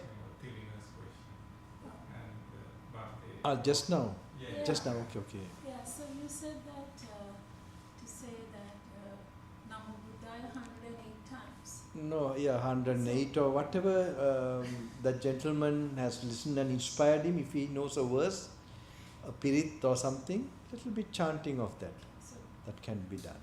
okay, we should not count the number of times that we are chanting Pirit, right? No, pirit one time, 2 times. I mean, I'm not too much chanting. I don't like that way. You must get feel of the Buddha something. That's why I said that the Mohidin Beke Sinduak Kari. Gara papuwata දැනෙන්න ඕනේ. එතකොට ඒ බුද්ධාලම්මන ප්‍රීතිය එනකොට පින වැඩි, කුසලේ වැඩි. මේක ජප කරනවට වඩා. තේරෙනවද? More than chanting, if you get the heartful feeling of the Buddha alive, that's the energy is more powerful. It takes you to samadhi. First samadhi, first dhyana. So that's how the real Buddhaguna, it has to happen. It's a very blast of good karma. So that I was telling, when you have something really overpowering, don't fight with it, you can try like that, okay? Not to expect it to go away. And you can do little walking meditation, do some sweeping, some physical activity like that. Don't be serious with that. Like that you have to learn. This is art. And it's very important, things like this should come in the retreat, because that means he's in the retreat. If you are not getting anything, that means you are talking or moving around or something. If you're in silence, the subconscious, all what is stored will start to come. And that's important. then if it was really strong, you won't be able to come at all. If the karma is strong and this thing, and if it's not the time of your time for the retreat. I know some people have tried even before, and now only they are managing to come, because that's their time. So now while you are here, don't worry. It is like a washing process. The things will happen. So many forces are working for you. One is the Buddha's direct instruction. I don't see any force greater than that. His direct instruction working. His words are, I don't think ever you have read so much in your life, heard him or read. So it should have some special miracle in your system. Okay? I am very, very sure of. And in case you got those visions, don't expect too much in the short 5. This thing, if that happens, that's a big miracle too. Then I will come and ask what type of practice you are doing. But it's possible too. At least I have told you the way, the key, and even in the future you know how to do it to really get that. And there are such visions. Don't be deviated here and there. Some people, because I know even who have got some little clarity, they have come to me, and even in tears sometimes, some of them, when they had the real, because I say, there is a special door opening. Tomorrow, day after, you have to allow it. Or another 2-3 retreats you have to allow. I have seen so many experiencing that. So when that happens, even them, when they go out, now some of them are monks, I ordained them. When they go out, they hear so many. So they get to hear some people telling, without Abhidharma, maybe you can't experience this or something like that. So there are so many you are going to hear. That's another problem. But doesn't matter. It's your karma also. We didn't have this problem. We just had this one. I already came from South Africa, met this teacher, went to the suttas, finished. There, the path was going on. And never confusion about the path. So this experience, otherwise like from going from doctor to doctor, doctor to doctor, doctor to doctor.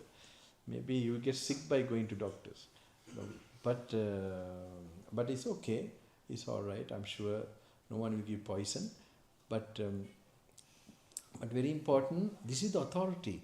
Keep it, anyone has got some Dhamma knowledge or anything from the Buddha's teaching somewhere, this original teaching.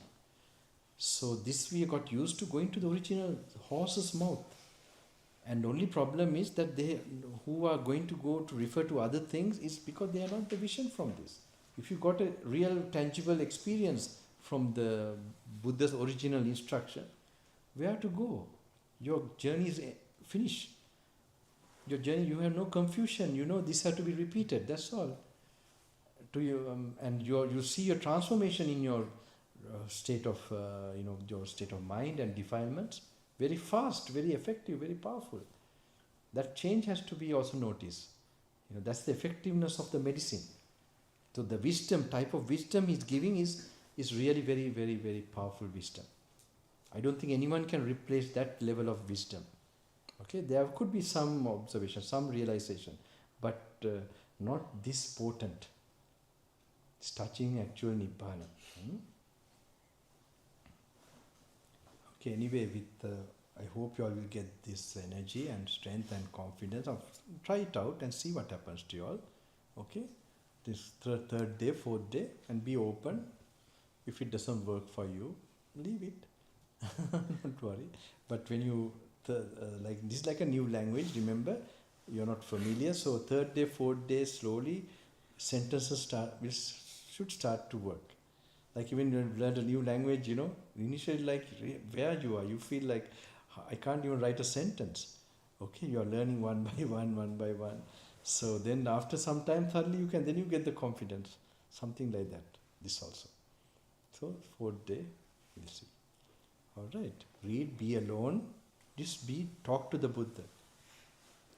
Okay, talk means listen, read what he says. You don't talk, otherwise you will imagine. Then time to time go refuge to the Buddha and chant something, mix it up with some chanting, not too long. They sit down 1 hour for metta, and anapanasati, and be alone. Try to be alone much as possible. If you can't be alone, don't be upset with whatever situation, but don't encourage any interaction from your side. Keep this in mind. Another tomorrow is your second, third day is the peak, the thing, and day after tomorrow morning. Then after that you have to go, but doesn't matter. Next. Read this, okay? No more questions?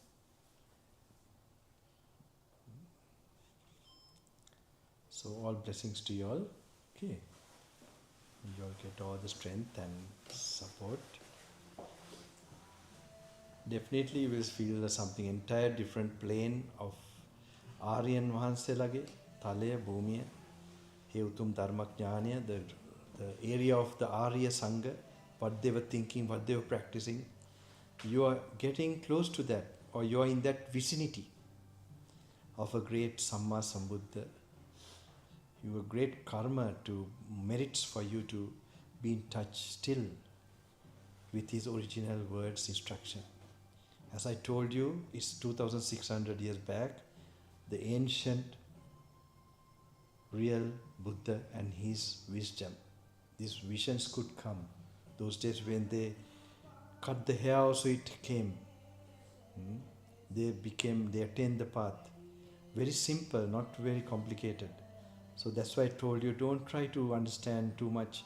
Just continue reading, go refuge to the Master, and have patience. Just few hours more, not even a full day. Just make it your most valuable, blessed period in your whole samsara, actually. Not only this life, that's how I see it. May that blessings go to your parents, your relations, and all beings from the lowest to the highest. They all face the fear of being attached to things, the fear of death, fear of samsara. Fear of samsara is so great, my friend.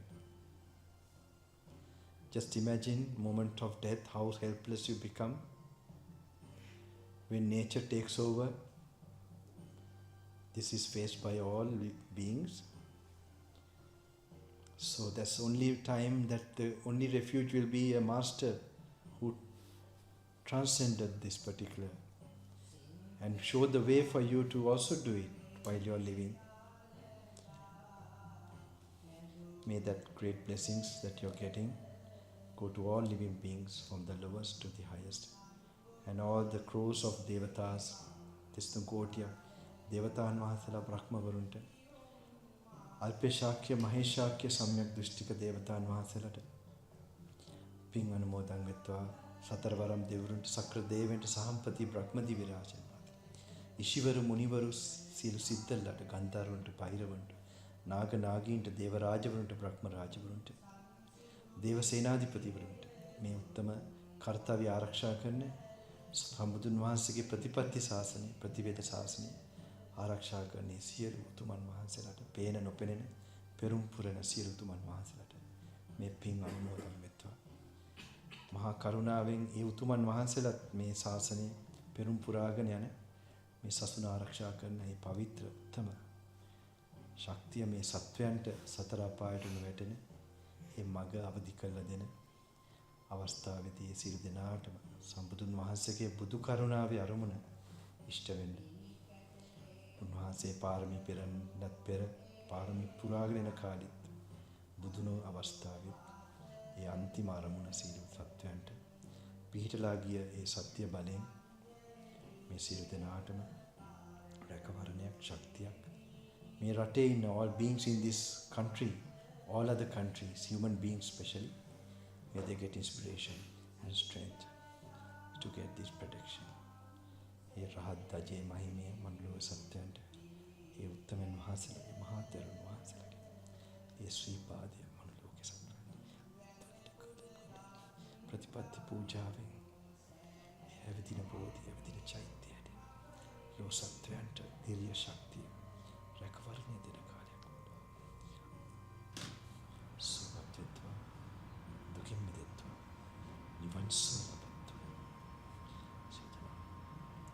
Even in this hall, you can meditate after I leave. If if you really know, don't lose these energies. You can fast forward your journey very fast. Don't waste this energy. Be alone. Be alone with those lone saints and fast forward your liberation and be an example to others around you.